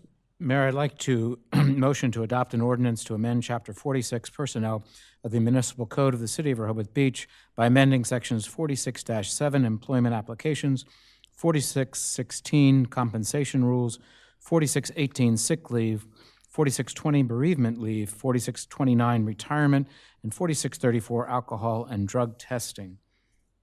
And just as a reminder that all of this information was reviewed, initiated by the city manager and also our employment law attorney, along with our HR specialist. Then it was brought to the employee committee, which is a representation of all departments in the city, to review this information. Then it was, those considerations were taking into consideration and presented to the personnel committee, which we reviewed along with the employment attorney, and felt all of these actions were appropriate and brought us up to current status. Thank you, Commissioner. So we have a motion on the floor. Can we get a second? Second. That was a split difference there. Tony can have it. Tony can have it. Edward. We have a motion on the floor by Commissioner Patrick Gosset, a second by Commissioner Ed Chernowski to approve amendment to Chapter 46, Personnel of the Municipal Code, specific sessions as noted before us. Is there any additional discussion? Any members of the public comment? If not, all those in favor signify by saying aye. Aye. Those opposed? And the motion's carried unanimously. Thank you very much. Thank you, Gene, for all your work, Evan and Alex on this, as well as the Personnel Committee. You didn't identify the Personnel Committee, but I believe that's you as chair, Patrick, and also Commissioner Sharp and Commissioner Chernowski. Three of you. Yep. Thank you very much. With that, our next, we have no new business identified. Are there any commissioner announcements or comments? The only comment I have is fourfold, and it's nothing more than we're going into April. Pretty soon we'll be in the high season, and the things that are just bothering me, and I think I just wanted to mention them. This to-do list that we need to look at some point. Chapter 236 that we need to look at some point. Committee discussions that are continuing regarding reach out, et cetera. And the April meeting for a holistic view of fees. Of what? Fees. Fees, correct. They're all, they're all on our That's calendars. just four off the top of my head. I will say right now, I think each one of these issues could be one issue per meeting. It's going to be that rigorous, I think, to get through these four things. So I'll leave it to those with better judgment than I of how to tee all this up in April.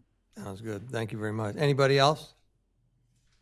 If not, review future meeting dates. Monday, this coming Monday, March 18th, there's a special meeting. It has to do with the city manager search. Tuesday, April 2nd, there's also a special meeting dealing with the city manager search. Monday, April 8th is a workshop meeting. So With that, any citizen comment off topic? If not, then I will adjourn this meeting at 4:48 PM. Thank you very much. Thank you to the commissioners and Evan. What clock do you have? What time? 5:09. Whew, 5:08. We're adjourning at 5:08 PM. Thank you. What time did I